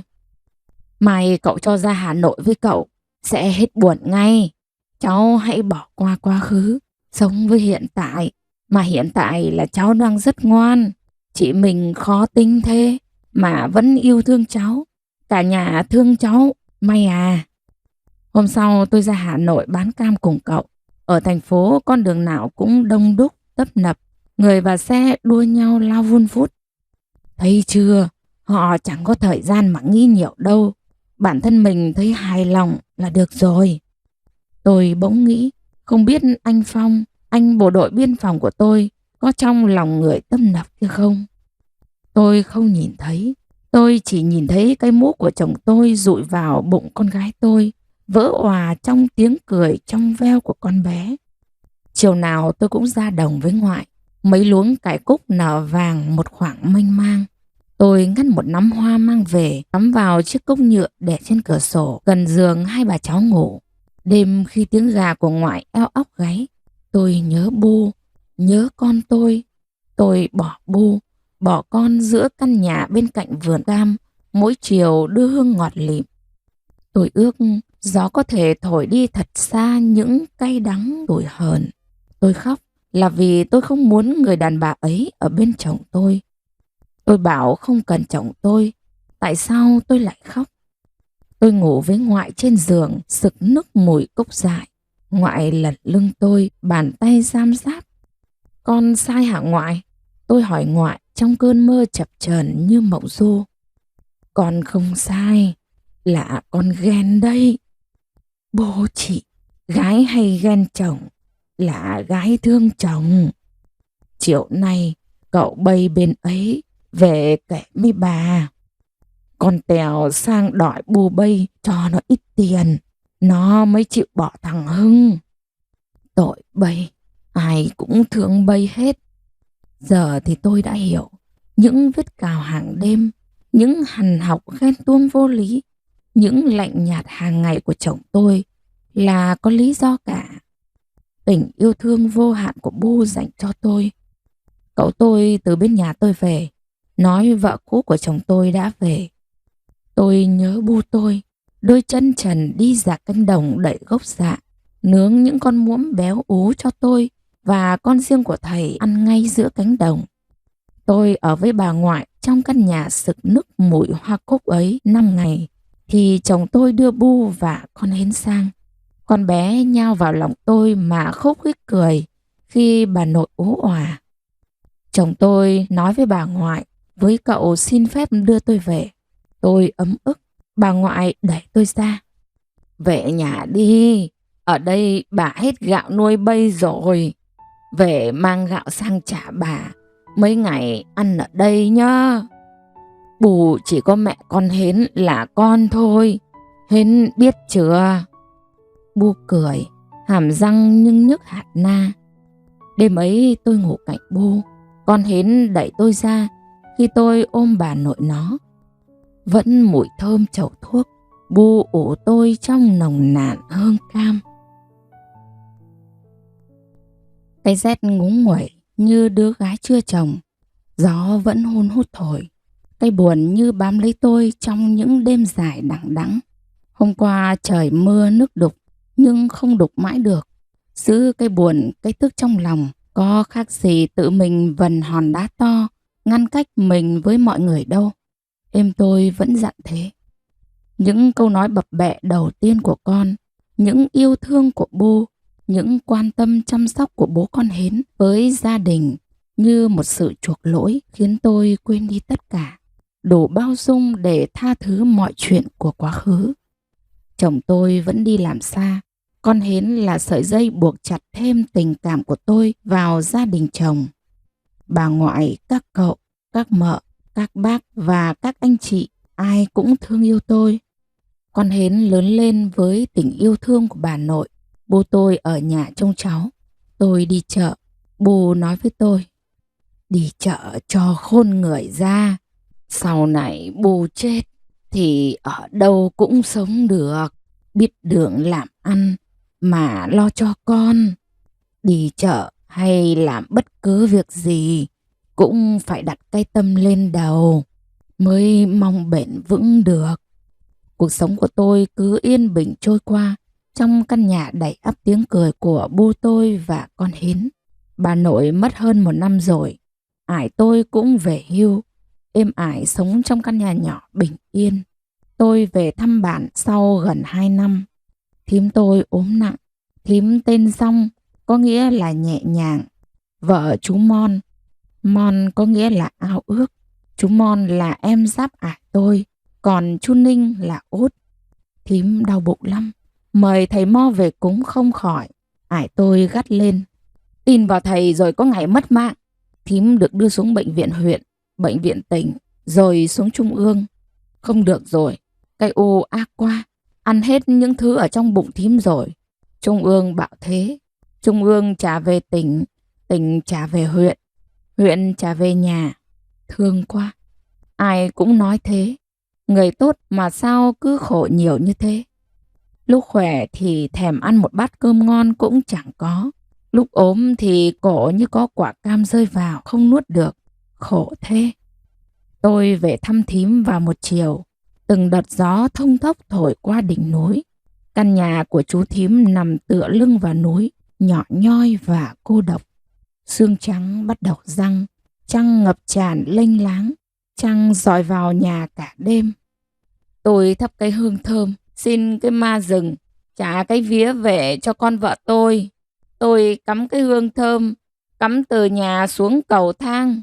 Tôi xin cái ma rừng, trả cái vía cho con vợ tôi. Tôi xin. Tiếng chú mon như móng mèo hoang, cào nhói vào đêm đang vằng vặc trăng lạnh ngắt. Ngoài tàu con ngựa gõ móng nhát gừng. Trong buồng tối, thím nằm như một cái khăn ướt úp mặt vào sát vách. Có lẽ thím đang mơ ước được đặt chân vào một miền đất nào đó rất xa. Nơi ấy chẳng còn đau đớn và buồn khổ nữa. Lòng tôi chợt dậy lên một nỗi xót xa. Thằng Văn ngồi bên bếp lửa, mặt cúi xuống. Sát cạnh bên nó là con Chiêu, con lớn của chú Mon. Con Chiêu 16 tuổi, đã biết theo êm lên nương bỏ hạt ngô vào hốc đá. Biết có miếng ngon phải nhường người già. Biết nghe tiếng khèn trong mỗi buổi chợ phiên. Cái má biết hồng lên khi thằng trai nhìn vào mắt. Tôi đi cùng chú xuống sông. Mùa này là mùa cá chép nổi lên tìm chỗ đẻ trứng. Chú muốn vớt trứng cá về, thả vào ao cho chúng nở, rồi lại thả ra sông. Chú nói nhiều con cá được cứu sống, thím sẽ khỏe hơn. Tôi không biết có đúng như thế hay không, nhưng nhìn vẻ thành tâm của chú, tôi thấy lòng nhẹ nhàng hơn. Nếu cá đẻ trứng không được vớt sẽ bị cá ác ăn hết đấy. Cá chép thường sống ở tầng đáy, ăn rong rêu và phù du, nó không bao giờ nổi lên mặt nước. Vừa thì thào với tôi, chú vừa lấy tay che bớt nguồn sáng của ánh đèn pin. Bỗng tiếng óc ách khe khẽ. Chú thở gấp. Nó vào rồi, may à. Ma suối đã đưa cá vào chỗ này để đẻ. Sẽ nhiều đấy. Tôi xin con ma suối. Tiếng quẫy đạp rõ dần dần. Cá chép rất ít khi nổi. Vậy mà cái khoảnh khắc duy trì nòi giống thiêng liêng này, chúng lại muốn phô ra cho cả thiên hạ xem. Giữa khúc sông mênh mang ánh trăng, một cảnh tượng kỳ thú đang diễn ra trước mắt tôi. Hàng trăm con cá bơi thành vòng tròn, rất thứ tự, chen chúc nhau vào những chùm rễ cây sát mé sông. Người trong bản tôi không ăn cá chép trong mùa sinh sản. Đó như là một luật lệ bất thành văn. Tiếng óc ách lẫn tiếng quẫy tùm tùm. Phía bên ngoài, cá nối nhau thành một vòng tròn, mặc cho trăng lênh láng, mơn man những tấm lưng gỗ có khi nhô lên trên cả mặt nước. Những con cá chép đực uốn mình, hai thùy vây đuôi gần như hình số 8, đưa thân lên phía trước. Ấy là lúc nó gồng mình tưới lên trứng cá cái để duy trì nòi giống. Chúng quẫy đạp, vật vã, chẳng để ý đến xung quanh. Mang xô ra đây cho chú. Chú Mon thì thào. Những chùm rễ cây đầy ứ, những dải trứng trơn nhẫy được chú nhẹ nhàng đặt vào xô. Lũ cá cái đã tản ra, lờ đừ mệt mỏi, rã rượi.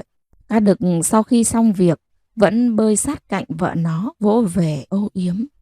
Nhanh lên nào, lát nữa lấy không hết, cái ác sẽ vào ăn trứng mất. Tiếng lóc tóc xa dần, khúc sông được dát vàng mênh mang như trong miền cổ tích. Tiếng chú ho lục khục trong cổ. Tôi xách một xô trứng cá đi sau chú. Ánh trăng bàng bạc hắt xuống từ những vòm lá rậm rạp. Tiếng gà eo óc gáy. Tóc tôi dựng lên, chân díu vào nhau. Cả tôi và chú cũng biết mình đang qua rừng mạ. Đi đường này về nhà gần hơn. Một đốm sáng lập lòe như rơi trên vòm cây tối đen xuống ngay trước mặt tôi. Chú vẫn lẩm lũi đi. Không phải đốm sáng rơi, mà ngọn đèn nhà mồ được thắp suốt đêm khi có người chết mới đưa ra đây. Chắc là chiều nay thôi. Tôi nghe tiếng chú thở nặng như có đá chèn trong đó.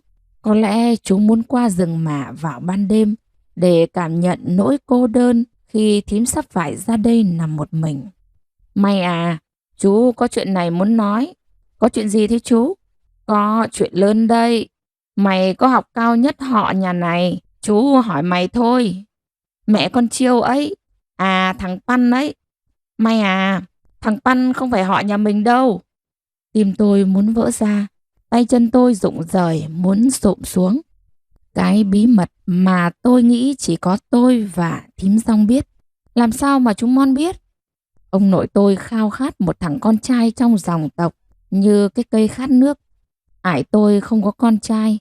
Khi chú Mon lấy vợ, mấy năm thím sinh con Chiêu, rồi cứ trơ ra như con bò đực. Mấy năm cũng không thấy cái bụng thím đội cạm váy nhô lên. Ông nội sắp mất, thím quỵ trước mặt ông. Con dâu à, phải có một thằng trai. Bằng giá nào cũng phải có một thằng trai đây. Mày không hứa, ai không nhắm mắt được đâu. Thằng Mọn, thằng Ninh, nhất định phải có một thằng trai. Con hứa, con hứa. Thím hứa trong cái nghẹn ngào, như là một nghĩa vụ với dòng tộc. Nhưng khi con chiêu cao hơn cái cuốc mà bụng thím vẫn thế. Một đêm thím lay người chú. Ông chồng à, đã ngủ chưa thế? Ngủ rồi. Có chuyện gì mà mẹ con chiêu cứ như con lợn đen say sắn sống thế? Nói ra cái chuyện mà khó như thế, thế thì đừng nói nữa. Tôi lấy cho bố con chiêu vợ mới nha. Vợ mới biết đẻ thằng con trai. Tôi đã hứa với ải rồi. Tôi sẽ coi nó như em gái mình. Tôi sẽ dạy nó nấu rượu ngon. Biết đồ xôi dẻo thật đấy. À, cái đứa vợ này, ai trồng cái mầm đen trong cái đầu tối của mày thế hả? Mày lại nhìn tao giống như con dê đực thế à? Thím im lặng, không dám nói gì nữa. Một buổi trưa cuối tuần, tôi lên nương lấy rau cải. Nắng đầu mùa hè nhễ nhại. Cái tấm thân trắng lốp lõa lồ của thím khiến tôi để mặc cái lù cởi lăn xuống dưới chân nương. Thấp thoáng bóng một người đàn ông lẫn vào rừng cây ngô sơ xác rồi biến mất. Tôi thấy thím khóc. Tiếng khóc như xé toạc cái nắng giữa trưa găm vào tim tôi lạnh buốt. Tôi không nói với ai chuyện đáng xấu hổ ấy. Thím Dong gầy gò, mặt lúc nào cũng cúi xuống. Một mầm sống đã được tượng hình trong thím. Lúc nào thím cũng buồn như gió đêm thổi một mình qua mỏm đá. Có hôm tôi sang nhà khi chú đi vắng, con Chiêu đi học. Tôi thấy thím quấn dải khăn quanh bụng. Thím nhảy từ trên hòn đá xuống đất, mệt quá lại ngồi khóc. Thím không biết là tôi nhìn thấy thím trong buổi trưa hôm ấy. Thím sinh thằng Pan vào một đêm hun hút gió. Bà nội mừng, êm tôi cười, ải tôi cười. Những người trong bản đến chật nhà. Tốt quá, vui cái bụng quá. Người tốt như thế này phải có thằng trai chứ. Chú tôi chôn nhúm rau của nó vào chân cây cột cái. Chú thương nó hơn cả con Chiêu. May à, thím mày sắp lên mường trời rồi. Chú muốn hỏi thím mày có cho thằng Pan nhận ải nó không? Chú biết ải của thằng Pan? Tao biết mà. Tao biết đấy. Tao là người có lỗi với con vợ tao. Qua một con dốc nữa là về đến nhà. Tôi kéo tay chú lại. Tao biết, tao không làm ra được con. Từ khi con Chiêu còn ngồi ở cái lù cờ, tao cũng không muốn lấy thêm con vợ nào nữa, ngoài con vợ này. Chú là người làm thế với thím Dong đấy à? Tao phải nhờ thằng Lò Thâng làm thay tao. Thím tôi, người thím khốn khổ của tôi, người đã cả một quãng đời mặc cảm, day dứt cái tội lỗi mà không phải mình gây ra. Tôi cũng đã từng xót xa cho chú. Chú tôi đáng thương hay đáng giận, ích kỷ hay bao dung? Thằng Pan đang học lớp 6. Chú thương yêu nó như một sự bù đắp hay chuộc lỗi với thím. Người ta có thể nhờ người khác làm cái chuyện ấy thay mình được sao? Chú tôi đã hy sinh hay là một người cơ hội? Tôi nghĩ đến vợ cả của chồng tôi. Người đàn bà bị người đời khinh bỉ khi không chung thủy với chồng. Thím tôi vì nghĩ chồng chán mình nên muốn lấy vợ hai cho chồng, sinh con trai thờ tự dòng họ. Chú tôi nhờ người làm ra cái việc mà một người đàn ông cấm kỵ vợ mình. Ai đáng thương, ai đáng trách. Quá nửa đêm tôi và chú mới về đến nhà. Chiều nay thím ăn một chút cháo. Thím đang ngủ, mặt thím vẫn hơi nhăn lại. Giấc ngủ hiếm hoi mà nặng nề. Tôi thắp cây hương thơm, tôi lại con ma nhà. Tiếng rì rầm của chú cào những ngọn gió đang len vào ngôi nhà nhỏ. Thím cầm lấy tay tôi, giọng thím như cái cây vừa bị lửa liếm qua. May à, thím có chuyện muốn nói với chú. Thím không tốt đâu, thằng Pan. Nước mắt thím bỏ ra vỡ dưới gối, lạnh ngắt. Lời thím nói ngắt quãng giữa từng cơn đau. Thím không phải nói gì đâu, thím phải cố mà ăn cho khỏe. Bà vợ à, không nói gì nữa nhé. Thằng Văn là con tôi. Nó được ma nhà tôi nhìn mặt rồi. Nó là con tôi, bà vợ à. Chú siết chặt bàn tay gầy của thím vào giữa lòng bàn tay chai như da bò phơi nắng. Thím cười, nụ cười rạng rỡ giữa những cơn đau. Thím nghĩ là chú bao dung. Thím nghĩ chú là người ban phát cái ơn to lớn cho thím, cho thằng Văn. Thím ngủ đi, trời sắp sáng rồi. Tôi nhớ bu tôi và con Hến quá chừng. Giờ này con bé đang ngủ ngon trong vòng tay bà nội. Hôm lên xã đăng ký kết hôn, bu bế cả con bé cùng đi. Chồng tôi ký vào phía có dòng chữ ký người chồng. Nhìn tôi, mẹ con Hến có ân hận không? Tôi lắc đầu, nhìn bu tôi đang dắt con bé đi dọc sân ủy ban đầy nắng. Sáng thím ngồi dậy mà không phải ai nâng cả. May à, tối nay cháu về ngủ với em đi. Ngủ với thím cháu không ngủ được. Thương lắm. Cháu ngủ được mà. Thằng Văn mang cháo vào cho em nó. Cái mặt nó rạng rỡ, hai mắt đen láy. Mắt nó đẹp thật. Tên Văn có nghĩa là chia. Chia nhau cùng hưởng. Cái tên mà chú Mon đặt cho nó. Thím tự xúc những thìa cháo nhỏ, tự ăn. Chú bảo sáng nay lên nàng Nghịu lấy thêm thuốc cho thím. Mẹ thằng Văn mà khỏe, tôi cho đi ô tô về nhà con May chơi. Thím vừa cười vừa xúc thêm một thìa cháo. Tôi thấy thím tôi đẹp quá. Cái cười trong vắt giữa hai hàm răng đều như bắp nếp non. Ngoài kia, mặt trời cong nắng xuyên qua lớp sương mù dày đặc. Nghe tiếng cười của thím, mặt trời giật mình đổ nắng xuống. Nắng vỡ ra vàng như ai mang hũ mật ong mà trải khắp núi.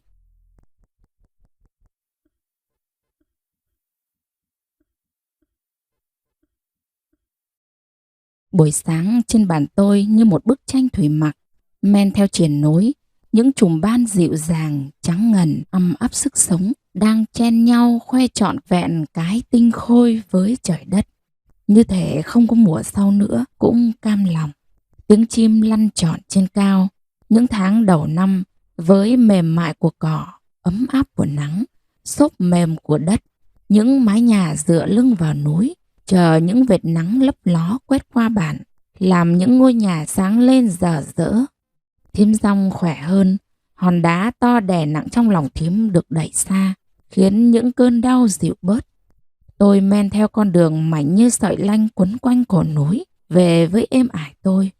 Con suối sắp hết thời gian ngủ đông, chỉ đợi cơn mưa đầu mùa là lại đầy nước.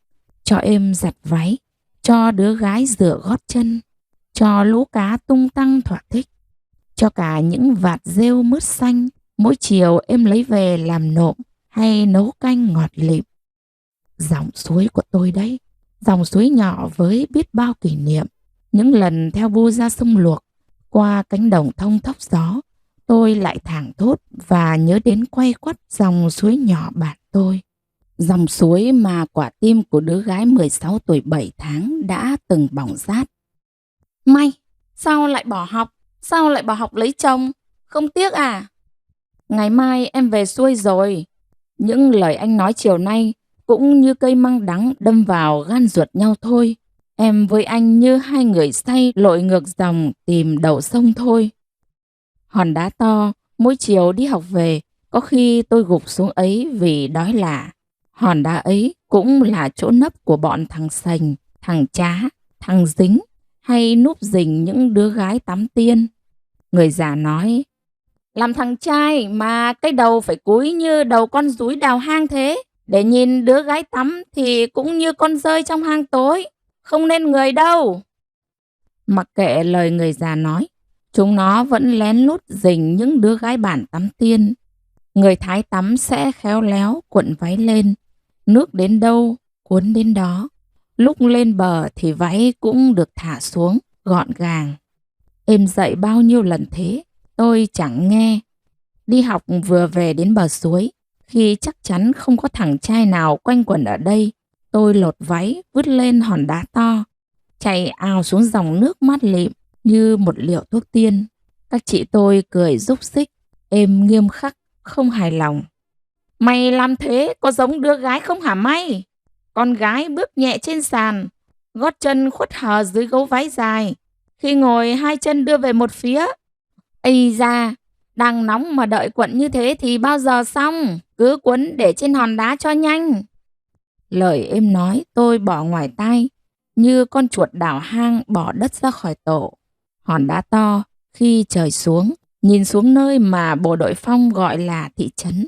Tôi thấy một khoảng sáng mênh mông, như thể cả bản đem cốm non mà vãi cả xuống ấy. Khoảng sáng mà tôi khao khát được đặt chân đến. Khoảng sáng mà ông chú tôi nói: cái chân con vợ đặt xuống ấy một ngày thì thấy thằng chồng mình không còn khỏe nữa. Cái chân thằng chồng đặt xuống ấy một ngày thì thấy con vợ mình không còn đẹp nữa. Vì dưới ấy khi đàn bà về thì thấy nhiều thằng trai tốt hơn chồng mình. Thế là thành con vợ hư. Mày xuống ấy rồi cũng quên cách thắt cặp váy, quên cách nhóm lửa thôi. Người già nói thế, biết thế, không cãi. Con đường sống trâu mấp mô, lầm bụi khi trời nắng, trơn như đổ mỡ khi trời mưa. 5 tuổi tôi lếch thếch theo chị xuống núi để tìm con chữ. Những mùa đông hun hút gió làm bàn tay chị em tôi đỏ lựng vì lạnh, chân trần nứt nẻ, rớm máu, bỏng rát. Tôi ham học lắm, vì đi học được nhìn cô giáo người Kinh. Căn nhà của tôi nhỏ nhoi, lối vào nhao nhác cỏ dại, hòn đá như lưng con trâu vẫn nhẫn nại chịu đựng bao mùa mưa nắng. Những đêm trăng lên muộn, lọt những tia sáng ngả xanh như lúa non. Gió rít lên khe khẽ, trăng sáng thì trời lạnh thế mà đêm nào tiếng khèn vụng dại cũng xé xương mà len vào căn buồng nhỏ của tôi. Tôi tắt đèn, lấy thêm một cái cây chống vào cửa. Tiếng vụng dại mà da diết cứ quanh quẩn mãi, như cào vào con tim bỏng rát của đứa gái 15 tuổi. Tiếng đàn tràn vào tai tôi như suối chảy, tiếng gõ móng ngựa lộp cộp. Đã có lần chân tôi ngập ngừng, định bước ra cửa, nhưng sao cứ run lên. Đã định ra bảo người ấy về thôi, đứng lâu thế có khi lại ốm. Nhưng ra cửa lại chống thêm một cây vào cửa. Tiếng bước chân ngựa ngập ngừng xoáy vào đêm, bước từng bước lên 9 bậc cầu thang cũ kỹ. Có lần nhớ ải quá, tôi đã mong cái thang gãy ra, lúc ấy ải tôi sẽ về. Qua phai cốc, không còn bà nội ngồi sưởi ấm, tim tôi nhói lên đau buốt. Ải nhìn tôi ánh mắt âu yếm, tôi muốn rúc vào lòng ải như một con gấu con. Êm mừng khi biết thím đã khỏe hơn. Chuyện thằng Păn tôi không nói với êm ải. Mâm cơm ấm áp, lửa bắt lên má êm đỏ au. Êm hỏi thăm Bu, hỏi con Hến biết làm gì rồi. Tôi nói nó đã biết đi và biết nói. Mắt êm rạng rỡ. Bữa cơm có thịt sấy, cá nướng và một đĩa măng đắng. Tôi thèm quá, thèm mà cứ ngồi nhìn. Măng đắng luộc chấm mẻ, món mà bà nội vẫn hay gắp, nhường những miếng thức ăn ít ỏi cho cháu. Tôi bảo, con cũng thích ăn, để nhường thức ăn cho bà nội. Cay đắng đến gai người, đắng như thân phận của những người phụ nữ, như bà tôi, êm tôi, các thím tôi. Tôi gắp một miếng, chấm vào mẻ, ăn thật chậm. Tôi không dám gắp, tôi sợ hết. Cổ tôi nghẹn ứ. Mày à, không ăn măng đắng à? À phải đấy, lâu quá rồi mà. Còn mày không biết ăn cái đắng nữa, nó quên rồi. Giọng êm như hờn dỗi. Tôi im lặng, ải tôi nén tiếng thở dài khe khẽ. Đĩa măng đắng nhòa dần, nhòa dần. Tôi nghe quặn lên trong tiềm thức, tiếng khóc giấm dứt của thím Dong, như tiếng phiến đá mồ côi vỡ ra lách tách. Tiếng giận dữ của ngọn lửa bừng bừng, liếm vào vết thương đang rỉ máu. Tiếng của một mầm sống đang cựa mình vươn dậy. Êm không cho tôi rửa bát. Con gái về được lâu không? À, có về được lâu, cũng không nên về đâu. Đàn bà bỏ đứa con ở nhà mà đi lâu thế, thì không nên người tốt đâu. Mẹ chồng quý như thế, phải biết làm đúng đây. Mày lớn quá, tao không nói nổi mày nữa rồi. Mày cứ ngủ mà để mẹ chồng bế con cả đêm. Mày cứ ngủ cả đêm thế à mày? Mày thành đứa gái hư từ bao giờ thế mày? Rồi mày quên hết cả những lời em dạy mày. Em nói như tôi là đứa gái hư, đang cố quên đi cái lễ nghĩa mà một người gái phải có khi lấy chồng. Tôi không biết phải giãi bày hay thanh minh thế nào cho em hiểu. Tại sao em không nghĩ con gái em cũng cần được yêu thương? Em lạ thế chứ? Con may về, ải mày sẽ xuống chơi sau. Xuống để nói với người ta rằng con mình dại dột, dạy mãi mà cứ như đầu con dê buộc trong góc chuồng tối thế đấy. Tôi nhìn em, mái tóc đã bạc, những nếp nhăn xô nhau hai bên khóe mắt. Một nỗi sợ hãi len vào trong tôi day dứt. Ải nhìn tôi, như không tin con gái mình lại như lời em nó nói. Chắc em nó nói quá lên thế thôi chứ. Đứa gái của ải biết học cao nhất bản, biết việc nương, việc nhà, biết cả cái lý lẽ nữa mà. Em đứng dậy, đổ rau vào chảo cám lợn, tôi ngoáy cho đều lên. Mày vẫn còn nhớ cách ngoáy chảo cám đấy à? Tưởng mày tối nào cũng ngủ trước cả mẹ chồng mà quên rồi chứ. Em tôi, các thím tôi như sống trong một cái khuôn, không dám thoát ra khỏi định kiến từ những người già xưa trong bản. Những người phụ nữ quanh năm chỉ biết cúi mặt, sáng cúi mặt trên nương, tối cúi mặt xuống chảo cám, xuống tàu ngựa. Lúc mệt quá, còn không dám ốm nữa. Con ngựa, con dê đói là tại con vợ, rượu hết tại con vợ. Thiếu ngô cho đàn lợn ăn tại con vợ. Không có con cũng tại con vợ. Không có con trai cũng chắc chắn là tại con vợ thôi. Nửa mùa xuân rồi mà trời vẫn tối nhanh thế. Nửa mùa xuân rồi mà trời vẫn rét, lạ thế. Tôi ra cầu thang ngồi nhìn xuống cái quầng sáng mà tôi từng đi qua. Sao nhìn từ bậc thang trên bản cao tít này, quầng sáng ấy vẫn lạ mắt. Dưới ấy là thị trấn, giống như dân bản đem hết sao trên trời mà đổ cả xuống ấy. Má đứa gái dưới thị trấn mùa này hồng như quả đào căng mướt. Chắc là thế nên những ông chồng xuống ấy về lại thấy vợ mình xấu hơn. Lạ thế. Sao người Kinh biết sống ở nơi có quầng sáng ấy mà người bạn thì không? Người già nói, đàn bà được thần suối sinh ra, còn đàn ông được thần rừng sinh ra. Rừng bạn tôi thì nhiều vô kể, ngửa mặt thấy rừng, bước ra cửa là thấy rừng. Thế là đàn ông nhiều hơn đàn bà rồi. Thế mà những thằng trai mới 14, 15 đã lo ế vợ. Nhiều trai bạn tôi phải đi ở rể nữa. Ở rể còn khó hơn làm con dâu. Những đứa gái giống như bà, như em, cả ngày cúi mặt quen rồi. Về nhà chồng vẫn cúi mặt thế, chả ngại, chả khó gì. Làm thằng trai phải sang nhà con vợ ở rể, về nhà không đủ bạc trắng lấy con dâu về. Những thằng trai ấy ở trong nhà vợ không dám nói to, ra ngoài đường cái mặt cũng phải cúi xuống. Người già nói, đàn ông không chịu làm, sau này cưới vợ phải đi ở rể là giống con chó cụt đuôi rồi. Thế mà vẫn nhiều đàn ông đi ở rể, lạ thế. Con Sinh đang học lớp 8 cùng tôi thì bỏ học lấy chồng. Tôi tức quá, tức mà khóc, nó cũng không nghe. Mày bỏ học thế không tiếc à? Cũng tiếc mà, nhà tao không có người, phải nghỉ học, lấy thằng chồng về cho nó mang dê lên núi. Tôi đến thăm Sinh cũng đã mấy năm trước. Vợ chồng nó được ra ở riêng, được chia nương để làm, được chia dê. Sau 4 năm lấy chồng, nó đã kịp có 2 đứa con gái. Thằng chồng nó chỉ những bắp ngô treo trên sả gióng. Con gà, con lợn nhà tao cũng được ăn ngô, ăn lúa như người đấy. Mắt Sinh cũng ánh lên. Đàn bà bản tôi, thế thôi là cái no đủ về nhiều rồi. Cách đây 1 năm, tôi sang thăm Sinh, thêm 2 đứa gái nữa. Con bé ngồi trong lòng con chị, mắt tròn xoe không khóc. Tôi hỏi, Ải đâu? Con lớn chỉ lên cái áo bám bụi sát vách. Em bảo Ải đi lấy em trai về.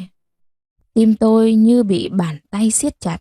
Tôi nhìn Sinh, tay nó cầm cái muôi gỗ đã mòn vẹt một nửa, tóc xù ngoài mép khăn, chẳng mở miệng được.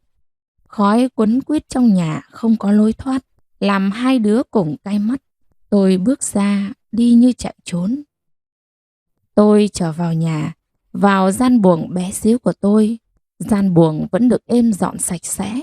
Tôi nằm xuống sát êm, nghe hơi ấm phả ra từ tấm thân của một thuở âm áp sức sống. Tôi kể cho êm nghe về bu tôi, về bà ngoại, về các cậu, các mợ. Ai cũng thương con hết. Tôi không kể có vợ cả của chồng tôi tìm đến tận nhà. Ây da, mày kể thế, biết thế. Không được để những cái thương, cái tốt của người bỏ mình mà đi đấy. Mày biết đặt cái lưng xuống giường ngủ chưa? Từ khi nào thế hả cái đứa gái hư này? Ở nhà với êm, chưa bao giờ chị em tôi được phép ngủ trưa. Những người đàn bà lên nương, buổi trưa không về. Những đứa trẻ con buổi trưa không được phép ngủ. Làm gì cũng được, làm thân đứa gái mà ngủ trưa. Sau này có chồng, buổi trưa cũng ngủ, thì còn là đứa con gái nữa không? Buổi trưa không lên nương, thì lấy rau lợn, giặt váy áo ngoài suối. Hay không có việc gì làm, thì chạy sang nhà nhau, khoe hôm nay mới mua túi muối, mua được cuộn chỉ thêu. Tôi ôm lấy thân êm, ánh trăng hắt khoảng sáng mờ mờ. Mắt tôi chạm khúc gỗ khoét sống ruột, kê sát cửa buồng. Người trong bản thường chuẩn bị cho sự ra đi của mình trước như thế. Tim tôi nhói lên, như có mũi kim khoan sâu một lỗ. Tôi nhớ bu tôi, nhớ mùi trầu thuốc cũng ấm như thế này. Hai người đàn bà mà tôi yêu thương như là máu thịt. Nắng trên bản hình như tinh khôi hơn, những nơi khác thì phải. Tôi dậy đã thấy ải cầm cái mẹt nhỏ, đeo bao dao và cây gậy đứng trên cầu thang. Ải, cho con đi, Ải định đi một mình đấy à? Ải tìm trứng kiến để nấu xôi cho đứa gái ăn, sợ nó quên mất mùi rừng. Tối qua lúc ăn cơm, em bảo thế. Hôm nay trời nắng to đấy. Tôi vội vàng vệ sinh cá nhân rồi cầm một nắm xôi chạy theo ải. Kiến lấy trứng là loại kiến nâu hay kiến đen mà cái đít nó cứ chổng ngược lên rất ương ngạnh và tức mắt. Tổ kiến mẩy trứng là tổ có màu đen nhạt. Nếu làm trên cành nhỏ, khi tổ đầy trứng còn cong chĩu cả cành, qua mấy con dốc dài đến lưng núi, có một tổ ngay sát đường mòn. Ải chặt khẽ cái tổ xuống, lấy dao rạch một đường, kiến túa ra, những cái đít cong tớn lên đầy vẻ giận dữ và khiêu khích. Ải bắt một cành cây cho kiến bò ngược lên. Ải bảo cho chúng xây tổ mới trên ấy. Vừa gõ khẽ vào cành có tổ kiến trong mẹt, vừa cho những cành lá nhỏ để kiến bò lên. Những con kiến hấp tấp trước khi bò ra ngoài, ôm theo một quả trứng. Trời càng nắng to, kiến bò ra ngoài càng nhanh. Trời mát, kiến bò chậm, có khi ăn gần hết trứng. Một chiếc khăn mỏng được trải lên mặt trứng, lấy nốt những mẩu lá cây còn sót lại. Trứng trắng như một bát gạo căng nhức, no nê. Trứng kiến lấy vào đầu tháng 3 và những ngày nắng. Xôi đổ chín thơm, trứng kiến cũng xào với mỡ lợn, cho vào đảo đều với xôi. Mùi thơm dậy lên, ăn một miếng, ngậy ngậy, béo béo mà không ngán. Tiếng nổ lép tép, cay ngọt cái bùi ở trong miệng mấy ngày chẳng chịu bỏ đi. Trứng kiến còn làm bánh, xào hay cuốn lá cây vả chấm mắc khén, ớt. Hai cha con men theo con đường quàng vào cổ nối để về nhà. Tôi như bị bỏ bùa mê trong miền ký ức ngọt lịm những ngày thơ ấu. Dưới chân hun hút kia, những mái nhà bàng bạc, nhỏ bé. Tôi đang giữa lưng chừng núi. Con đường mảnh như cái khăn quàng cổ bị hai con dê trong sách của cô giáo người Kinh húc nhau đâm vỡ một miếng dài. Cỏ dưới lũng non mởn, những nương ngô xanh mướt, ấm no. Trong cái túi đeo ngang người có một nắm xôi nếp trứng kiến gói trong lá dong mà em gửi cho Bu và con hến.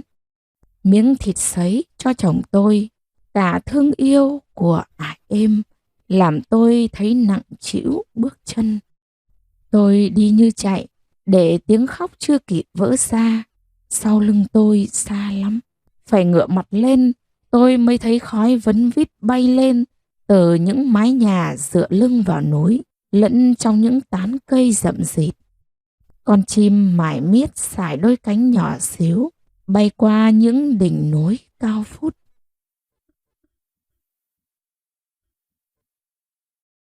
Chiếc xe khách lắc lư đến non buổi sáng, thì đến trạm dừng nghỉ. Hành khách uể oải xuống. Tôi mệt mỏi vì say xe. Mọi người cố gắng ăn lót dạ một chút. Nắng tháng 3 chưa đủ oi bức, nhưng cũng khiến con người mệt.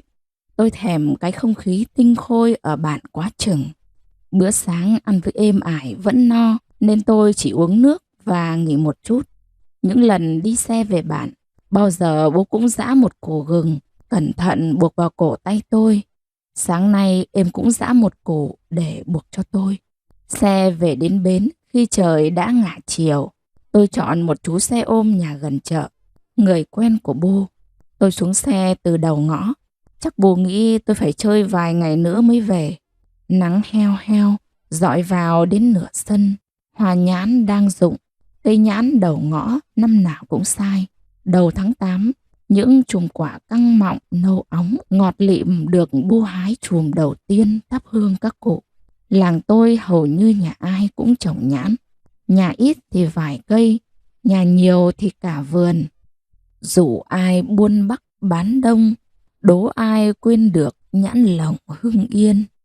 Con mốc chạy ra đón tôi, cái đuôi ngoáy tít, miệng ử. Ở nhà với Bu, bữa cơm nào nó cũng chỉ được ăn một bát cơm nho nhỏ chan canh, có khi là chan cả nước lã. Cái bụng luôn lép kẹp. Bu bảo: mày tra được cái tích sự gì sất, loại chó dái ăn rồi lại chạy lông nhông, đêm thì sủa ông ổng như chó cắn ma. Mỗi bữa ăn một bát cơm còn hơn 8 vạn nhà nghèo rồi. Mỗi lần cho nó ăn, tôi thương nó mà cho nhiều hơn. Bu nhìn thấy lại nói: phải tiết kiệm, cho nó ăn vừa thôi, nó có được tích sự gì đâu. Cả đêm nó canh nhà cho Bu con mình ngủ ngon đó Bu. Tôi nói thế, Bu lại bảo: giống chó dái, ăn cho lắm vào rồi đi đú. Nay con này, mai con khác. Nó biết Bu ghét nên thân với tôi hơn. Tôi vào đến nửa sân. Chà bố mày, tiếng của bà nội. Cha bố bà nội, cha bố bà nội. Tiếng bi bô của con hến. À, hến cãi bà nội phải không? Ai nuôi hến bằng từng đây mà hến lại cãi bà nội thế? Bà là bà mách cho nó tét mông hến nhá. Bà chả bênh. Bu vẫn chiều cháu như thế. Tiếng một bà một cháu mà vang cả nhà. Bu về kìa hến ơi. Sao con về sớm mấy? Mệt lắm phải không? Mặt đỏ lên rồi đây. Hến ơi, Hến, lại đảo lỗ cóc móc lỗ ngoé gì trong buồng thế Hến? Con bé quấn bà nội từ nhỏ, nên thấy mẹ về thì ngoảnh lại cười, rồi say sưa với đống đồ chơi của bà nội.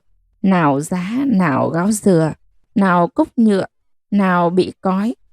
Về đến nhà, nhìn thấy Bu và con hến là cái mệt chạy đâu hết. Bu hỏi thăm sức khỏe của thím Dong, hỏi thăm êm ải.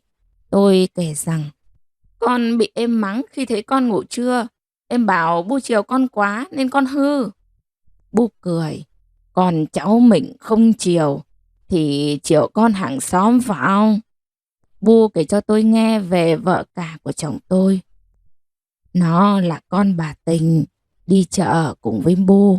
Nó khỏe mạnh, cũng hay đi chợ. Nó bán những thức mà tự nhà trồng được. Bu nhận làm dâu. Nó im im, rồi thấy thằng Hưng cũng 24, 25 tuổi rồi, nên hỏi cưới. Đợt ấy khổ lắm, nhà ai cũng khổ, thầy đi theo người ta. Bu vừa buôn bán tảo tần, vừa lo làm lại nhà. Thằng Hưng không yêu, nhưng Bu cưới vợ cho nó thì nó cũng đồng ý. Lấy nhau về, hai vợ chồng cấy gần 2 mẫu ruộng. Bu đi chợ, nhưng cũng cấy mấy xảo. Hai bố con cãi nhau từ bao cho bao chấu. Thằng Hưng một bên là vợ, một bên là bu, không biết bênh ai. Bu cũng thấy buồn vì thầy đi biền biệt. Thằng Hưng cũng đi theo bạn lên mạn ngược làm ăn. Mâu thuẫn mẹ chồng con dâu ngày một nặng nề. Nó là con bà Tình, đi chợ cùng với Bu. Nó khỏe mạnh, cũng hay đi chợ. Nó bán những thức mà tự nhà trồng được. Bu nhận làm dâu, nó im im. Rồi Bu thấy thằng Hưng cũng 23, 24 tuổi, nên hỏi cưới. Đợt ấy khổ lắm, nhà ai cũng khổ. Thầy đi theo người ta, Bu vừa buôn bán tảo tần, vừa lo làm lại nhà. Thằng Hưng không yêu, nhưng Bu cưới vợ cho thì cũng đồng ý. Lấy nhau về, hai vợ chồng cấy gần 2 mẫu ruộng. Bu đi chợ, nhưng cũng cấy mấy xào. Hai bố con cãi nhau từ bao cho bao chấu. Thằng Hưng một bên là vợ, một bên là Bu, không biết bênh ai. Bu cũng buồn vì thầy đi biển biệt. Thằng Hưng cũng theo bạn lên mạn ngược làm ăn. Mâu thuẫn mẹ chồng con dâu ngày một nặng nề. Mỗi lần về đứng giữa một bên Tình, một bên Hiếu nên rất khó xử. Thêm nữa chị Tèo hơn chồng 3 tuổi, lại không có tình yêu. Chồng ít về hơn, mối quan hệ ngày càng lỏng lẻo. Nhà có hai bu con, nấu chung bếp, nhưng riêng Niêu, ai nấu người ấy ăn. Nó nấu xong là hót sạch cho để dồn bón lúa. Có hôm nó chưa kịp hốt, Bu nấu sau là nó nói Bu lấy hết tro của nó. Nó đi làm đồng mà mặc áo sạch sẽ, lại đi dép. Người làng đồn thổi đến tai Bu rằng nhiều bận gặp chị Tèo với người đàn ông lạ trong ruộng ngô đi ra, tóc tai bù xù. Có lúc gặp trong ruộng dâu đi ra.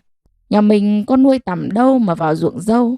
Ngày nào cũng ra đồng mà lúa ngập cỏ. Rồi nó biết đi chơi tối, có khi là thâu đêm. Hỏi thì nói đi nhà bạn chơi rồi ngủ với bạn. Hỏi bạn ở đâu, bạn nào thì nó im, khi thì nó gắt lên. Rồi nó có chửa, chồng đi vài tháng mà lại có chửa. Bu nghi ngờ nhưng vẫn chăm sóc nó.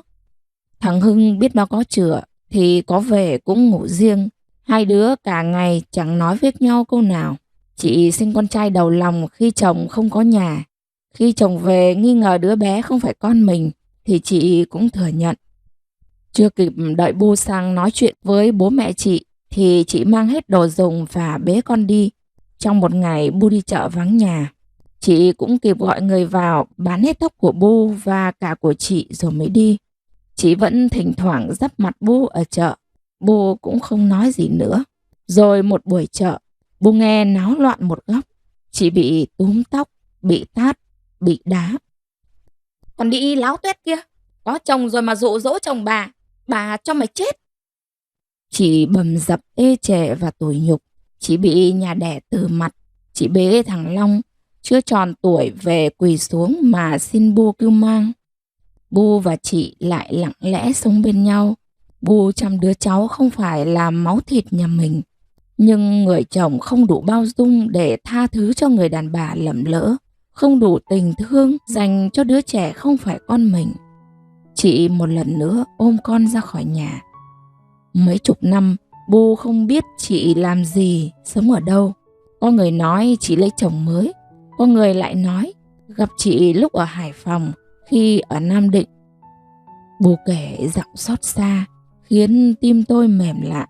Hôm nó về đây nói khó khăn quá. Bu cho nó 100 bạc. Nó cong cớn thế, mà khi Bu đưa tiền, nó lại khóc. Đến tội. Trước mắt tôi là một người đàn bà tảo tần, lận đận. Gặp ai cũng thương đến xót ruột. Đêm hôm ở nhà ngoại về, Bu ủ tôi ngủ say trong mùi trầu thuốc. Trong mơ tôi thấy dáng chị gầy, xác xơ, với chiếc áo cánh xanh cũ kỹ và vành nón bị gió chiều thốc ngược lại. Tôi đã đi qua những ồn ào của thành phố, chỗ cậu bán cam hay bến xe đông đúc người. Nơi ấy về đêm, những khoảng sáng mà tôi đã khao khát đặt chân tới. Nó rực rỡ thật, nhưng không hiểu sao tôi thấy trong đó ẩn nấp những nỗi buồn và sự sợ hãi. Tôi thèm nghe tiếng gọi trong vắt của con hến, cái cười nhưng nhức hạt na mà sáng bừng mềm như nước của Bu. Còn mệt lắm phải không? Với tôi, đây mới là chốn bình yên. Tôi rút rơm nấu cơm, Bu tắm cho cháu, dồn dàng tiếng cười. Tôi định nói, Bu chiều cháu vừa thôi, kẻo nó hư. Nhưng nghe tiếng cười của hai bà cháu, tôi biết người như Bu sẽ gieo vào tâm hồn đứa trẻ sự nhân từ và bao dung. Khi con người nhân hậu thì khó hư lắm. Bu và con hến ăn xôi trứng kiến của bà ngoại gửi. Tôi ăn cơm với rau muống luộc chấm tương. Cảm giác say xe hết hẳn. Bu bảo, vào buồng, ngủ đi con. Con hến đêm nó dãy đạp lại khó ngủ. Tôi dỗ nó vào ngủ cùng. Nó cười khúc khích trốn sau lưng bà nội. Bu bảo, Bu bệnh hơi nó rồi. Không có nó, Bu không ngủ được. Nó xách cái bị cói của bà nội lên giường, bắt bà đắp chân lại. Nó đứng lên xách bị bảo bà nội, con ở nhà nhá, bà đi chợ, về bà mua bánh cho. Bà nội cười khùng khục trong chăn, cha con nhà Hưng, cha con nhà bà nội. Nó xách cái bị cói xuống cuối giường rồi vòng trở lại. Con ơi, dậy ăn bánh đa đi. Hai bà cháu cứ thế, khi nó mệt thì lăn ra ngủ trong lòng bà. Gió từ ngoài vườn cam thổi vào ngọt lịm. Vợ chồng con Thịch Sùng đang ở giữa bức tường giáp cửa sổ.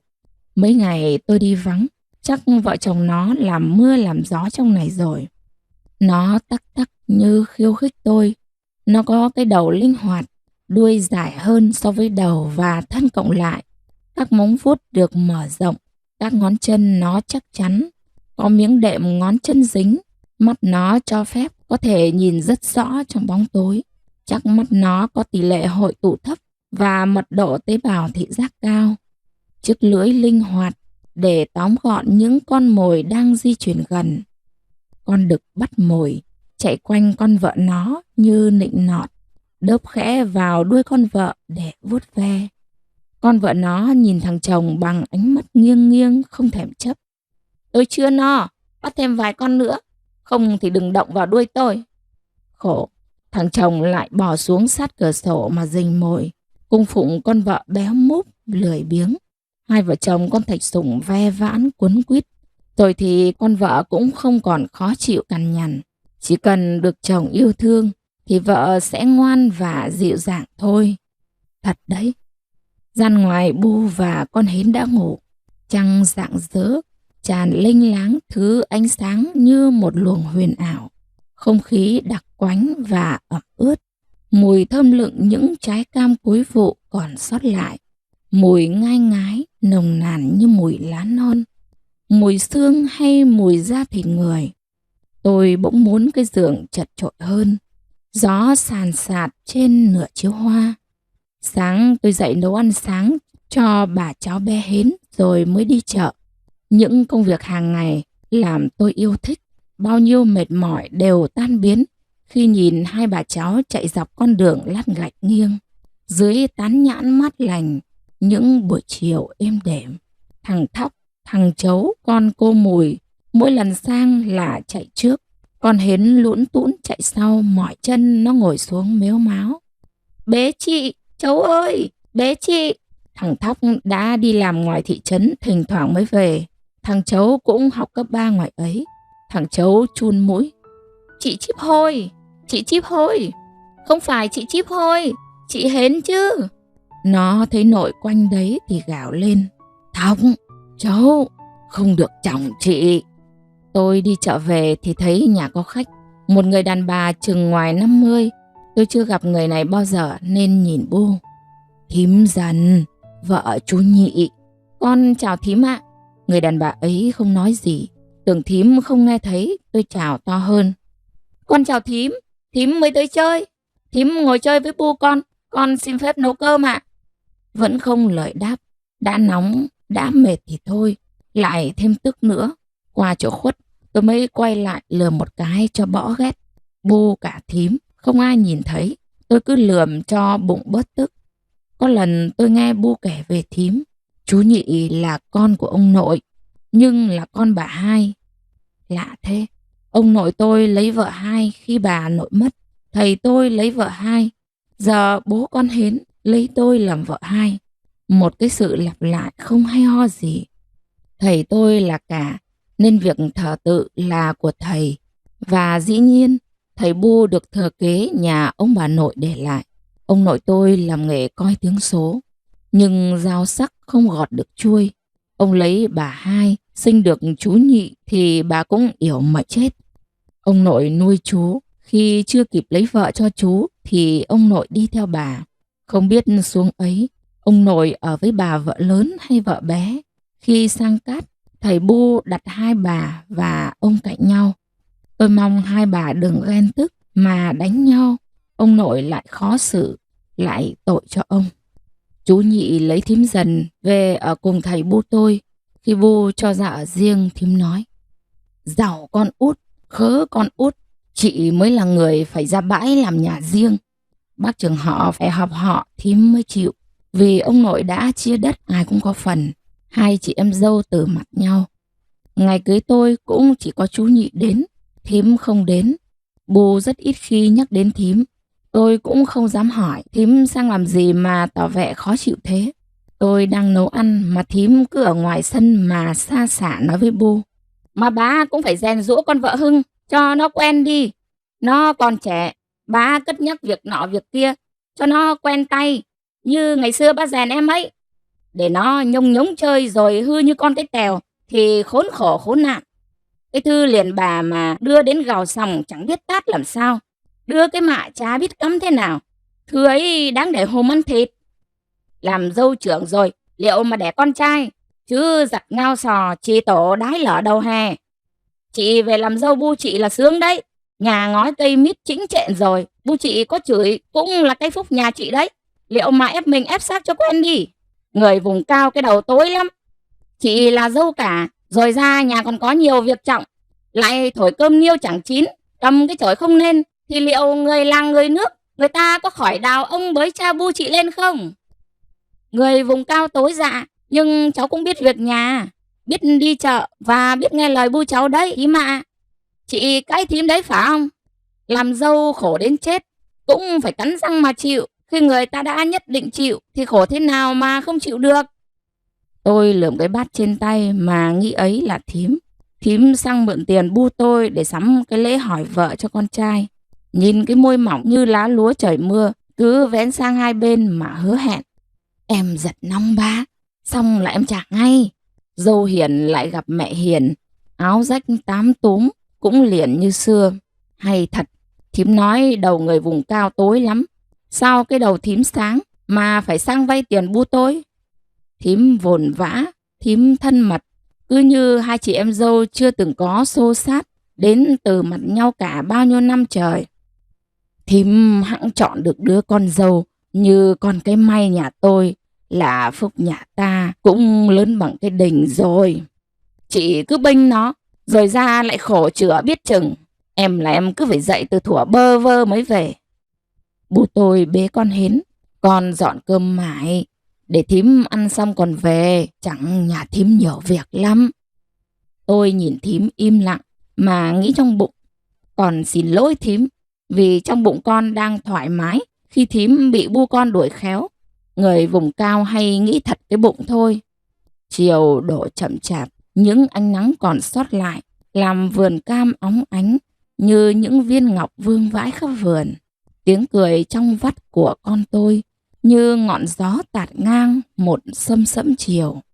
Tiếng bò mẹ thong thả gọi con trên đường làng. Tiếng ông Thứ: hay là mình dọn về ở với tớ một nhà cho vui? Tôi không nghe tiếng chao chát của bà tới, chắc bà đang lòn lẻn cười. Tiếng gà gọi ngày rạch những vệt dài âm thanh, sắc như cầu vồng cong vút chạy dọc xóm. Tôi giật mình tỉnh giấc. Chồng và thầy tôi vừa về tối qua, để hôm nay đám cưới con trai chú Nhị bên Tam Đa. Hôm nay tôi không đi chợ, tôi nằm im, không cụng cựa, nhâm nhi cảm giác êm đềm mà tôi đã tìm kiếm mấy năm. Con hến như một buổi sáng trong trẻo gọi yêu thương ấm áp trở về. Tối qua nhìn nó cười, nó hỏi bố nó đủ chuyện trên trời dưới bể. Bố nó cụi cái cằm vào bụng nó. Nó kể, ở nhà mình có con gà đẻ trứng cho con ăn. Bỗng nó mếu máo kể chuyện con gà trong nước nở. Mấy ngày trước tôi đi chợ về sớm. Đang nấu cơm, nó đòi ăn trứng. Bà nội bảo gà chưa đẻ. Hiến ta ra ngoài trèo lên ổ con gà mái đang ấp. Rất lịch sự. Nó khoanh tay kể lể. Chị Hến muốn ăn trứng. Chị xin gà một quả nha. Gà mẹ xù lông mổ vào đầu Hến. Hến òa lên khóc. Bà nội chạy ra, Hến hờn mãi không nín. Bố tủm tỉm cười, hứa mai chặt cánh con gà. Nó bảo, chặt cái mồm con gà cắn con. Bố nó hứa, nó cười híp mắt.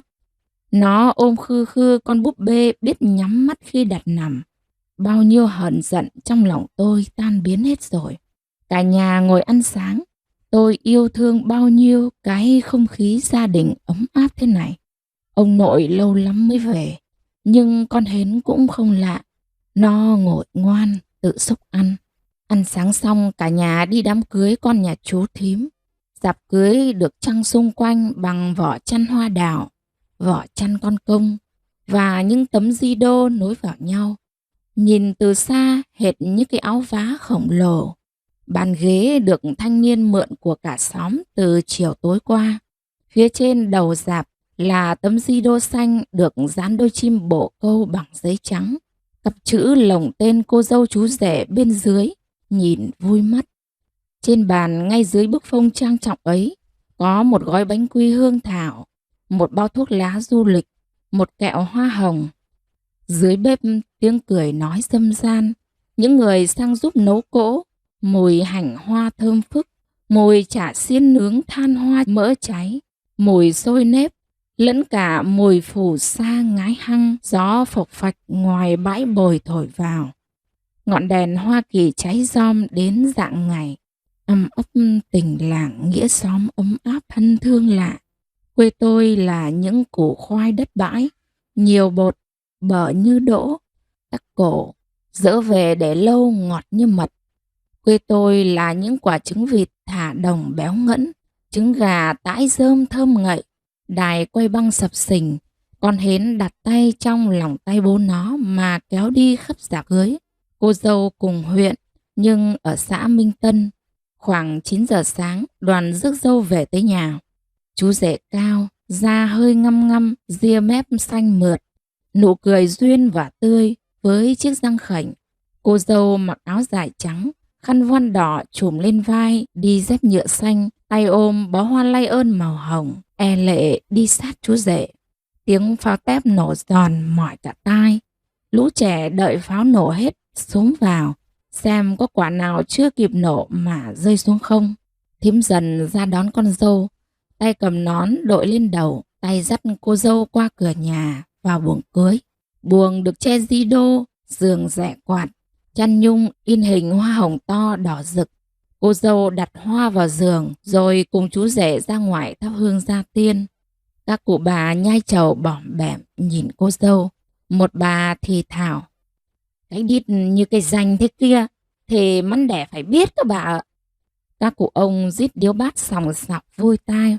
Thím Dần nhìn tôi cười. Tôi chẳng thấy thím đáng ghét như hôm sang nhà tôi nữa. Mong cho thím hiền lành như bu tôi, để con dâu thím không phải khổ. Tôi vừa tiếp nước các cụ, vừa trả lời những câu hỏi. Bầy là con nhà ai? Ở đâu? Thắp hương gia tiên xong, chú rể và cô dâu vào buồng. Cô dâu ôm hoa ra ngoài phông chính. Chú rể sửa khăn cho vợ, tranh thủ thơm má qua làn voan đỏ. Cô dâu ý tứ nghiêng tránh, đẩy khẽ chồng ra âu yếm. Tôi bắt gặp ánh mắt của thím lộn ruột với cái màn trơ trẽn vừa xảy ra ngay trong cửa buồng. Cô dâu chú rể đứng trước cái bàn dưới bức phông chính. Ông đại diện hai bên giao gái nhận dâu hì hả bắt tay. Cháu có nhớn mà chưa có khôn, mong ông bà bên nhà dạy thêm để cháu thành dâu thảo. Thím Dần cười, như muốn nói: Yên tâm, tôi sẽ dạy cháu đến nơi đến chốn. Mấy cô gái len vào hàng ghế chật chội để mời nước từ các cụ trên đầu dạp cưới trở xuống. Áo hoa kate, áo phin trắng, sơ vin xanh tuya thắt eo, ngực vòng căng, chạm tay các chú, các anh, mặt đỏ lên cười hi hí. Làng ta còn khối gái non, mà chả ma nào rước, giai làng làm ăn xa vãn. Lo gì cụ ơi, chúng cũng chẳng ế đâu mà rộn. Bạn của chú rể lên sân khấu trao quà cưới. Những món quà được bọc trong giấy đỏ. Hai người mua chung một cái phích, chậu nhôm, cái to để giặt, cái bé để rửa, cái nồi nhôm để nấu cơm, nồi bé xinh có cán cầm để sau này quấy bột cho em bé. Những nụ cười rạng rỡ, tiếng nhạc sập sình phát ra từ đài quay băng, tiếng nói cười rộn rã, mắt trai gái liếc nhau tình tứ. Dưới bếp mùi hành hoa nức rồi nóng, mùi cơm chín thơm, những chai rượu nút lá chuối được chắt ra từ cái vỏ to, tiếng bát đũa lách cách. Đám cưới trên bản tôi theo một tuần tự và các thủ tục rất nghiêm ngặt. Khi thằng trai đến chọc sàn mà đứa gái ưng cái bụng, sau đó thằng trai về nói đại diện gia đình sang thưa cho mình được tìm hiểu. Lần sang đầu tiên này không cần mang gì cả. Nếu nhà gái đồng ý thì một thời gian ngắn sau, nhà trai sẽ mang sang nhà gái dê hoặc lợn, gà và rượu, ngô và thóc nếp. Thủ tục bay đu là thủ tục tiếp theo nhà trai cho người sang đón đại diện nhà gái sang nhà mình để bàn ý kiến thống nhất. Nếu nhà gái sang coi như bước đầu suôn sẻ. Thủ tục to bác, cách thủ tục bay đu khoảng 3 tháng. Nhà trai mang lễ vật và thực phẩm sang nhà gái, làm vài mâm cỗ mời họ hàng nhà gái ăn và cùng bàn đến tương lai của đôi trẻ, có thể hiểu như một lễ ăn hỏi của người Kinh. Thủ tục khới quản, đây là thủ tục cho phép thằng trai được đến nhà đứa gái ngủ thăm. Ngủ thăm là tìm hiểu, làm quen nếp sống nhà vợ tương lai. Có chỗ ngủ riêng, gian ngoài dành cho thằng trai. Trong thời gian này, đứa gái vẫn có quyền thắp đèn trong buồng để dẫn đường thằng trai khác đến chọc sàn. Nếu thấy đứa gái làm thế, thằng trai sẽ biết nó ít thích mình rồi, hoặc bỏ cuộc, hoặc kiên trì như một sự thử thách. Thời gian này nếu chú rể lén lút ngủ với cô dâu đến có thai, thì nhà trai sẽ bị phạt, làm trâu ngựa cho nhà gái 3 năm. Thời gian này chú rể cũng tuyệt đối không được để ý đứa gái nào khác. Thủ tục ở rể. Sau thời gian ngủ thăm là thời gian ở rể. Thằng trai sẽ cùng ăn, cùng ở, cùng làm bên nhà vợ. Thời gian từ 2 cho đến 3 năm. Thằng trai ngoài công việc hàng ngày còn phải thể hiện được sự kính trên nhường dưới với gia đình vợ tương lai. Một thằng trai chăm chỉ lao động, biết tôn kính, chăm sóc người già, yêu thương vợ sẽ được nhà gái quý mến mà rút ngắn thời gian ở rể. Thời gian này nếu nhà gái thấy không ưng cái bụng, đám cưới sẽ hủy bỏ. Sau thời gian ở rể là lễ cưới chính thức. Bên nhà trai đón dâu, đứa gái là con dâu trong gia đình, chịu trách nhiệm chăm lo cho gia đình chồng, sinh con, đẻ cái và hàng ngày cúi mặt trên nương, hàng đêm cúi mặt xuống chảo cám. Quà tặng của nhà tôi dành cho đám cưới nhà chú Nhị thím Dần là một con lợn mà hàng ngày tôi vẹo sườn xách cám chăm chút. Bu bảo nhà thím cũng vất vả. Ý bu là thế, con xem được thì bu cho hàng rát sang bắt về bên ấy làm cỗ. Anh em hiếu thuận thảo hiền, đừng vì đồng tiền mà mất lòng nhau. Anh em ăn ở thuận hòa, ăn ở chênh lệch, người ta chê cười. Hôm trước thím hỏi vay 100 bạc, thôi bố nghĩ cũng cho thím con ạ. Thôi thì ta cứ vậy, thà bất nhược là trước hết. Bù thì chỉ thế, cái gì cũng trước. Cả nhà tôi chào chú thím để về. Thím đưa miếng thịt gói xôi cho tôi nhất định không lấy. Thím hôm nay mất hẳn cái trao chát hôm sang nhà tôi mượn tiền. Em cứ cầm cho thím vừa lòng. Thím dúi vào tay tôi mà khẩn khoản. Con chỉ xin cái oản cho con hến thôi. Thím cứ tần ngần nhìn bu tôi. Bu đặt tay lên vai thím. Ngày nào con cái may nhà tôi nó chẳng đi chợ. Thím đem áp chảo mà ăn dần. Gà nhà tôi khôi ra đấy. Thế bác với hai cháu về nhá. Thím còn nựng nịu con hến nữa. Cả khen.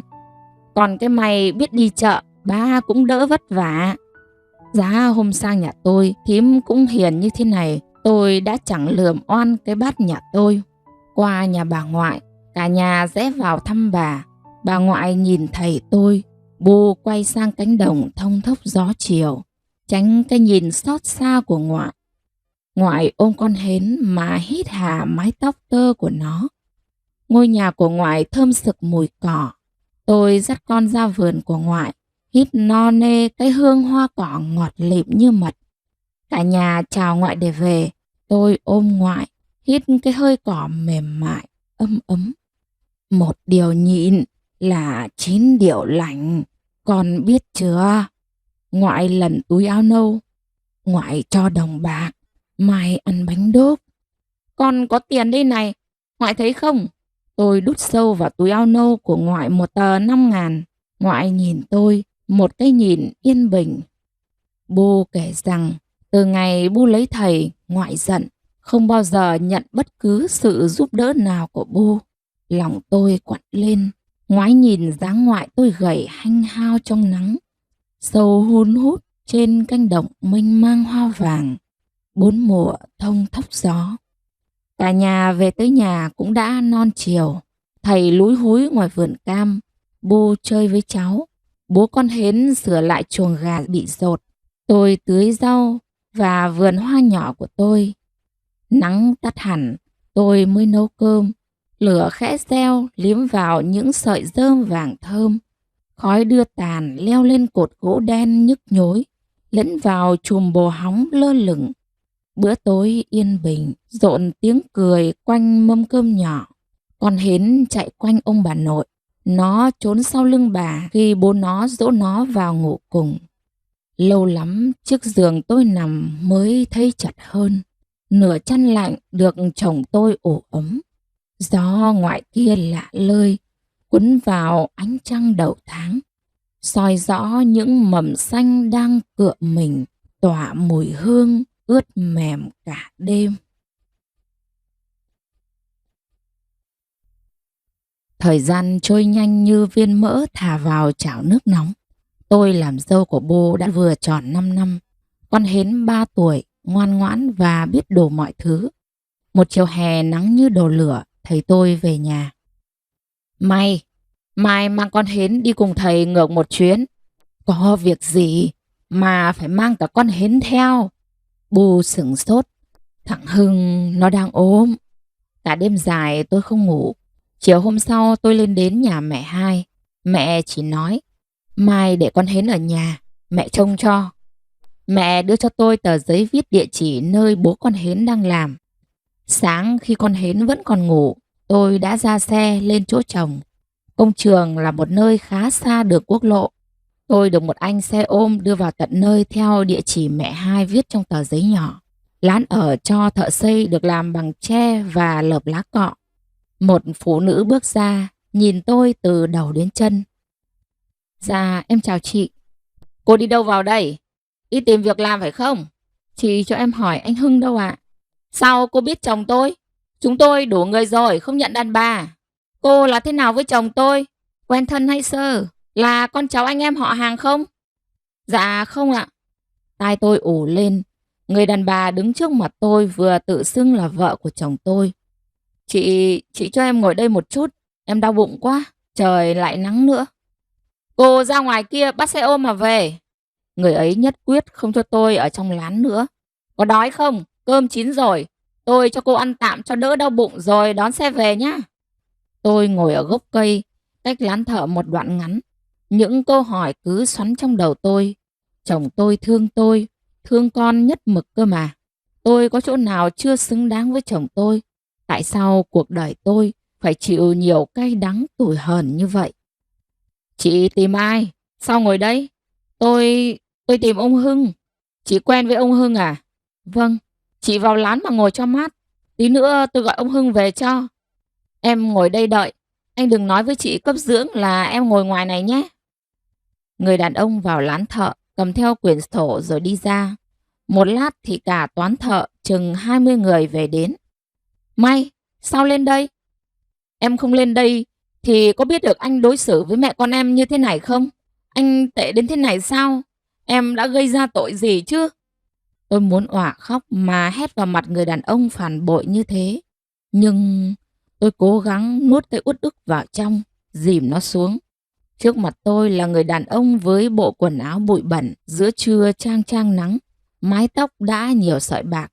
Những đồng tiền lo cho mẹ con tôi phải đổi bằng mồ hôi cực nhọc. Tim tôi nhói lên một cảm giác xót xa. Thầy bảo anh ốm, em lo quá. Em cho con lên thăm anh. Nắng quá, mẹ hai không cho con bé đi. Sao em lại ngồi ở đây? Sao không vào lán ngồi? Em ra ngoài đợi anh, trong lán cũng nóng. Chồng tôi không một chút nào bối rối cả.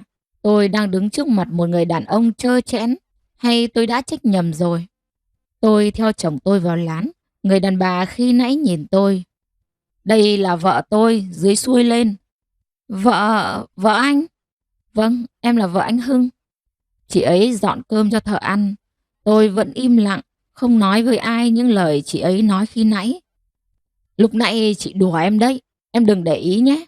Vâng, có lần chồng tôi kể, tìm được một người khỏe mạnh, vừa biết phụ vữa, gần trưa về nấu ăn cho anh em. Quạnh quẽ mọi việc là rất khó. Cái gì của mình thì vẫn sẽ là của mình thôi. Người đàn bà đang đứng trước mặt tôi, gần 50 tuổi, mặt rám nắng, bàn chân bàn tay thô ráp phải vất vả mưu sinh. Có đáng để tôi ghen tuông không? Tìm được một người biết việc rất khó, tìm một người quen việc lại càng khó hơn. Chị trẻ quá. Chắc những lời nói ấy làm tôi thấy an tâm hơn. Tôi vui vẻ ngồi ăn cùng đám thợ. Chị ấy cúi mặt ăn từ tốn, ăn xong dọn dẹp gọn gàng. Đó là một bước ngoặt trong đời tôi. Chồng tôi đã chuẩn bị mua nhà ở đây. Không thể hai vợ chồng mỗi người một nơi mãi được. Bu ở nhà đã có vợ chồng cô Mùi. Chồng tôi nói thế. Sự việc vừa xảy ra như một cú hích với tôi. Hai vợ chồng và con Hến về quê. Chồng tôi nói với Bu về việc gia đình nhỏ của tôi sẽ ra ở riêng. Bu nói với tôi, cũng nên thế con ạ. Tôi thương Bu đến quặn lòng. Một tháng sau tôi để Bu ở quê để lên Lào Cai ở riêng. Em ải của tôi cũng vào miền Trung sống. Vì những vết thương của ải không chịu được mùa đông khắc nghiệt ở xứ Bắc. Đã đến lúc bản thân tôi phải tự mình bươn trải lo cuộc sống. Trước ngày đi một tuần, tôi sang ngủ với bà ngoại. Bà dặn tôi đủ mọi điều. Một điều nhịn là 9 điều lành. Con biết chưa? Chồng như cái giỏ, vợ như cái hom. Phải biết thu quén trong nhà, trong ngoài quạnh quẽ. Tôi hít thật sâu cái mùi hương cỏ của ngoại để mặc những giọt nước mắt vỡ ra lạnh ngắt. Sáng hôm sau tôi chào bà để về. Bà ngoại ôm tôi, tay lại lần túi áo nâu. Bà cho đồng bạc, đi đường mà uống nước. Tôi biết bà sẽ không nhận, nên tôi để dưới gối của bà 10.000. Tôi cúi đầu chào bà, thương lắm. Căn nhà nhỏ của ngoại, căn nhà cạnh bãi bồi nở vàng một khoảng hoa cúc dại. Bà ơi, bà đừng giận Bu con nữa nhé. Tôi đi thật nhanh. Tôi biết đêm ấy bà sẽ khó ngủ. Đi khuất bóng ngoại tôi mới dừng lại, nhìn luống hoa vàng chen lẫn nhao nhác cỏ. Có một bông hoa vẫn ướt đẫm sương đêm. Sáng mai đã đến ngày rồi hử? Trong mây. Bu quấn lấy cháu cả ngày. Hên lên rừng đây, tội hên quá. Trên ấy gần trường gần chợ, Bu cứ làm như là đi cày ấy. Chồng tôi gắt lên. Tôi chẳng biết nói gì với Bu cả. Mai tôi phải xa Bu, xa căn nhà ngập tràn yêu thương. Vợ chồng cô Mùi sẽ về ở cùng Bu. Tôi thương những buổi sáng tiếng gà mổ nhau chí chóe. tiếng lợn rít đòi ăn, thương bể nước mưa dưới gốc cau, cái gáo dừa 1 tháng vài đêm bị tôi vứt chỏng chơ dưới đất. Hàng tóc tiên nhỏ xíu đã đẻ khóm to xòa hai bên, con đường lát gạch nghiêng mát rượi. Tiếng bà tới, bà toàn, mỗi chiều cầm quạt mo, tay bế cháu sang ngồi ăn trầu với bu tôi.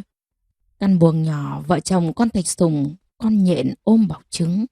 Những đêm tôi nằm một nửa giường, giờ lại miền ký ức từ khi biết lẫm chẫm theo chị bước chân trần trên con đường nhỏ gập ghềnh Sống Châu đi tìm con chữ.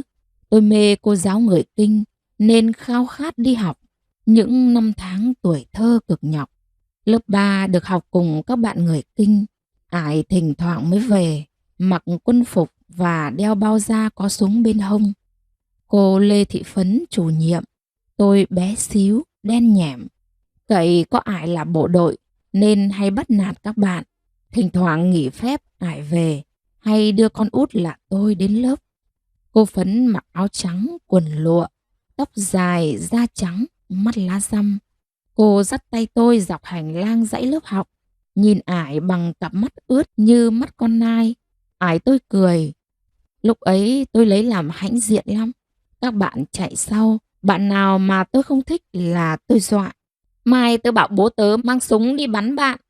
Lũ bạn run nhong nhóc. Vì được cô Phấn quan tâm nên tôi học khá hơn các bạn.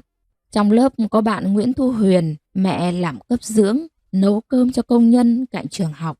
Chiều nào bạn cũng mang cho tôi một miếng trái chảo vàng ươm, giòn và ngon. Mỗi lần Ải về, mang về phong lương khô 701 và 702. Tôi chỉ nghe Ải nói thế. Phần tôi không ăn mà mang đến lớp. Đổi một cái lương khô, lấy 3 cái ngòi bút lá tre, phần bụng phình ra để đựng mực. Mẹ bạn Tuyết bán cửa hàng nên ngòi bút của bạn viết rất đẹp, không gai. Bản thân mình cũng không giỏi giang gì, nhưng cậy có cô bênh nên tôi hay bắt nạt các bạn. Bạn nào không nghe, tôi dọa. Mai tôi bảo bố tớ mang súng lên bắn. Bản chất xấu xa được manh nha như thế. Bạn Phạm Thị Lan nhút nhát và học dốt. Một buổi trưa chang chang nắng, bạn đến lớp sớm. Tôi tháo nắp lọ mực của bạn. Bạn hỏi: May, sao bạn lấy nắp lọ mực của tớ? Vì bạn học dốt nên tớ ghét bạn.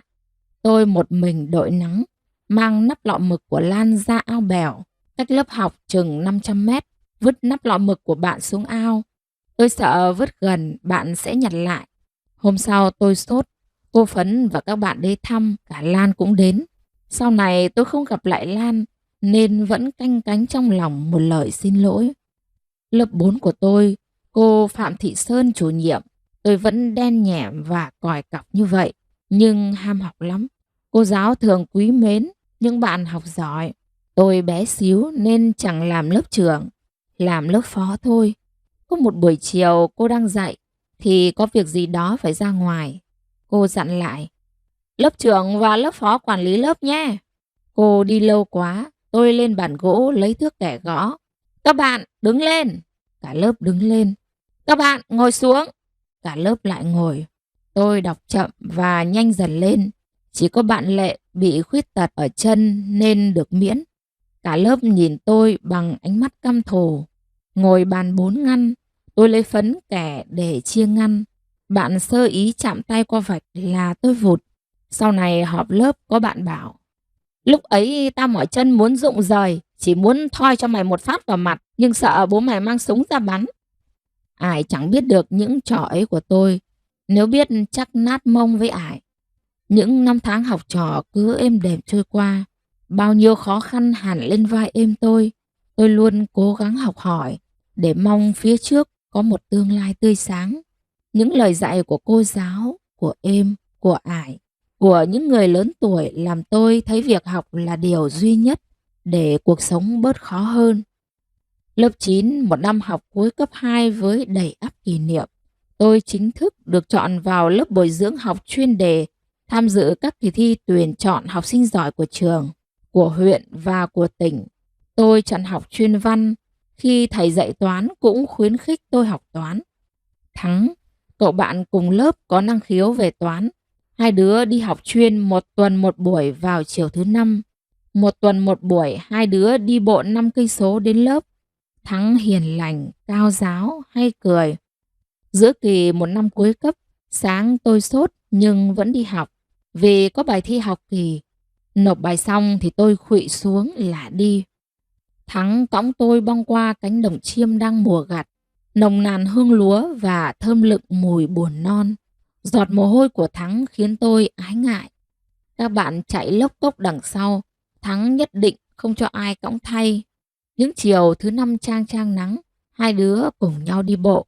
Thắng dừng lại bảo tôi đứng đợi, chạy vào cửa hàng cung ứng dịch vụ, mua một que kem. Hai đứa cùng ăn chung. Những ký ức ấy mãi sau này chưa lúc nào tôi quên được. Lên cấp 3 học trường nội trú ở Chiềng Ngần, tôi nhất định không bỏ học. Bộ đội phong như một ánh mắt trôi miên man giữa những đêm gió ảo ảo, cuốn lấy ánh trăng xanh mà đổ đầy một miền ký ức của đứa gái lần đầu tim biết rung lên. Nhưng những yêu thương ấy bị tôi phạt ngang đứt lìa, để lại cái gốc vàng vọt, lỗ chỗ như đeo chằng chịt vết thương. Lần đầu tiên tôi biết khóc không phải đòn roi của êm ải. Tôi lấy người chồng hơn mình tròn 30 tuổi. Những vết xước trong tim anh làm nhói vai tôi từng đêm dài đằng đẵng. Những hờ hững của anh ăn mòn cả giấc mơ tôi. Bù như ngọn đèn sưởi ấm những vầng khói tỏa tròn trên mái bếp, mỗi tối chật chội tiếng cười. Con hến là tất cả cuộc sống của tôi, như một mầm xanh sau mùa khô bắt đầu cựa mình. Tôi đủ bao dung để tha thứ tất cả, nếu đó là lỗi lầm. Ngày đầu mới về làm dâu, ngay trong ngày cưới, tôi đã nghe ai đó nói với chồng tôi: "Cái con vợ ông Hưng bé quá, cái ngữ trẻ con ấy tốt nhất là nuôi cho nó béo lên, mà sờ cho thích tay thôi. Ngữ ấy thì làm được gì?" Tôi trông chênh giữa miệng vực, giữa xối xả những dòng mưa. Bằng ấy năm làm dâu, tôi đã rất cố gắng. Ngày mai tôi sẽ rời xa ngôi nhà thân thương này. Gió vẫn thông thốc tràn về từ cánh đồng vàng gốc dạ sau mùa gặt. Đoạn gió nào làm xước ngang tôi, đoạn nào vuốt qua nức nở tôi mà xót xa. Chiều nay Bu lần ruột tượng đưa cho tôi một buộc tiền. Cầm lấy, đừng cho thằng Hưng biết. Liền bà phải lận lưng vài đồng, còn lúc trái gió dở trời. Bu vào buồng lấy một ống bơ sữa. Mắt tôi hoa lên. Gần một nửa ống bơ, những chiếc nhẫn vàng nhỏ Bu dành dụm trong những năm qua tần tảo đi chợ. Bu san cho tôi một nửa. "Đây là Bu cho, con thêm vào mua nhà, còn thì làm vốn chạy chợ nhơ. Còn đây Bu để dành, sau này Bu ốm cũng không phiền đến các con." Người đàn bà tảo tần cả một đời tôi tôn kính. Vẫn đành rằng chồng đâu vợ đấy, cơ mà chừng khổ quá thì lại bế con hến về với Bu, biết chưa? Vợ chồng tôi chào Bu, một tay bế con hến, một tay nắm chặt vai tôi. "Bu khỏe lắm, không được khóc, con biết chưa? Đi đàng xa mà khóc là người ta kiêng đấy." Bu cắm nén hương lên bàn thờ tổ tiên, cầu khấn cho gia đình nhỏ của tôi chân cứng đá mềm. Sáng nay trời không nắng, sáng nay trời hun hút gió. Tôi không dám nhìn Bu. Tôi ôm chặt con hến bước lên xe. Gió vẫn hun hút. Tôi biết đêm nay Bu lại không ngủ. Tôi muốn nói với Bu: "Con là núm ruột của Bu." Thời gian sâu bao nhiêu niềm vui và nỗi buồn. Tôi ở riêng, tự bươn trải lo cho cuộc sống của mình. Con hến lên 8 tuổi thì có em. Êm ải ở xa, Bu bắt xe lên với mẹ con tôi. Mẹ hai và những cô con gái cũng thương tôi. Hàng năm tôi vẫn thu xếp cho các cháu về với Bu. Chồng tôi ốm, anh cáu kỉnh và hay dằn vặt tôi. Năm ấy tôi tròn 30 tuổi. Tôi vơ vét những đồng bạc cuối cùng để đưa chồng về Việt Đức khám. Bác sĩ nói chồng tôi bị ung thư tuyến tiền liệt, phải can thiệp phẫu thuật cắt bỏ khối u đó. Phẫu thuật về, chồng tôi như biến thành một con người khác. Mỗi đêm dài dằng dặc trong căn nhà trống hơ hoắc, chồng tôi lăn qua lăn lại, đập chân xuống chiếu như hờn trách. Tôi bỏ con nằm đó, khẽ quảng qua nằm cạnh chồng. Anh già rồi quá phải không? Anh không thể. Tôi dịu dàng để anh không gượng gạo, lùa tay vào tìm những chỗ được yêu thương, giúp chồng không quá nôn nao, giúp chồng thấy rằng tôi đang cười vì hạnh phúc. Tôi nhẹ nhàng xoa dịu những mệt mỏi trên thân thể chồng, làm cho anh tin rằng anh vẫn đủ sức để hái, để tận hưởng những búp non mới nhú trên cây cổ thụ. Tôi cắn răng mặc cho những vết roi ngang dọc trên lưng trần. Người đàn ông của tôi như con gà trống muốn gáy, nhưng lại bị sợi lanh buộc ngang cổ, biết phải làm sao. Tôi có khổ cũng đâu thấm tháp gì. Nếu những vết roi kia làm lòng kiêu hãnh của chồng tôi không bị xúc phạm, thì hẳn người vợ như tôi cũng nên làm. Đêm đằng đẵng, nát nhàu như đũng quần của người đàn bà. Khi nguy cơ phải bán nhà để có tiền chữa bệnh cho chồng, tôi gửi 2 con cho mẹ hai để vào miền Trung, chỗ êm ải tôi ở. Tôi buôn nông sản, buôn hạt điều, buôn tiêu, buôn ve chai, buôn tất cả những gì có thể kiếm ra tiền. Tròn 8 tháng, tôi có trong tay 30 triệu đồng. Năm tôi vừa tròn 33 tuổi, chồng tôi 63 tuổi. Một lần nữa, bác sĩ can thiệp phẫu thuật, cắt bỏ hoàn toàn khối u. Hai vợ chồng cháu từ nay là bạn nha. Bác sĩ cười. Nếu cháu ăn vụng thì hãy chùi mép cho sạch, khỏi tội chồng đấy. Tôi để mặc những giọt nước bò ra vỡ trên khóe mắt. Tôi cặm cụi làm để các con có cuộc sống tốt hơn. Tôi vào tận bản cách nhà 30 cây số để gom nông sản như rau, củ, quả, gia cầm. Đêm đồ xỉ ở chợ đầu mối. Sáng về lo cho con ăn uống, đi học, ngủ một chút rồi dậy lo việc nhà. Chiều lại vào bản, tối có khi 20 giờ mới về. Đêm lại đi chợ.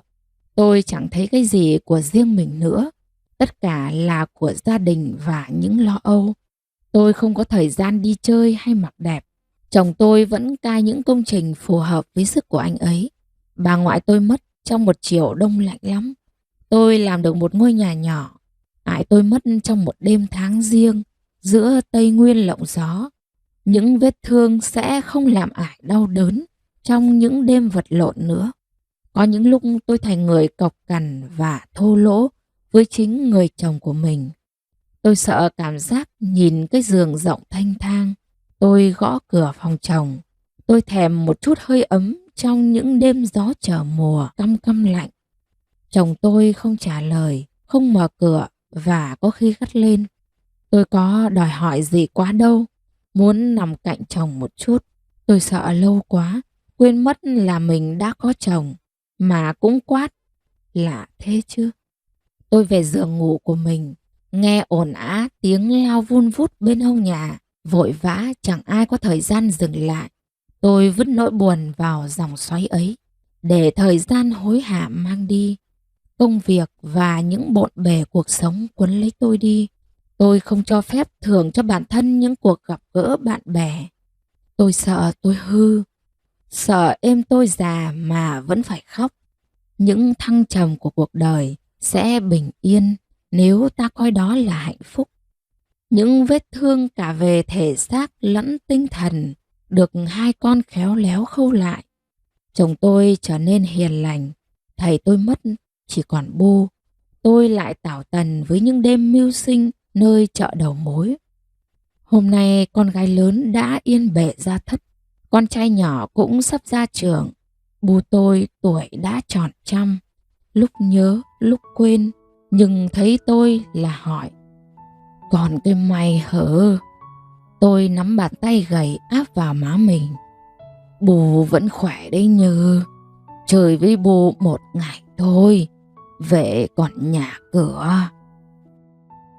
Giữa bộn bề cuộc sống, tôi vẫn yêu thương lắm cuộc đời này.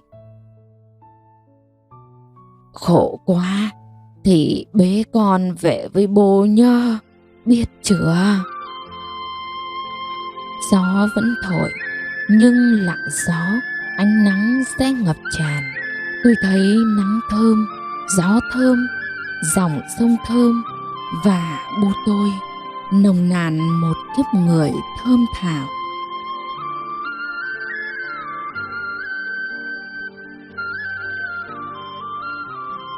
Quý vị thân mến, thời lượng của video ngày hôm nay đến đây tạm dừng. Quý vị cùng bớt chút thời gian vàng ngọc để nhấn nút yêu thích, chia sẻ và đăng ký kênh để ủng hộ và cũng là động lực giúp cho đội ngũ ban biên tập có nhiều video hay, bổ ích hơn nữa. Còn bây giờ xin chào và hẹn gặp lại quý vị ở các video tiếp theo trên kênh Lúa Vàng.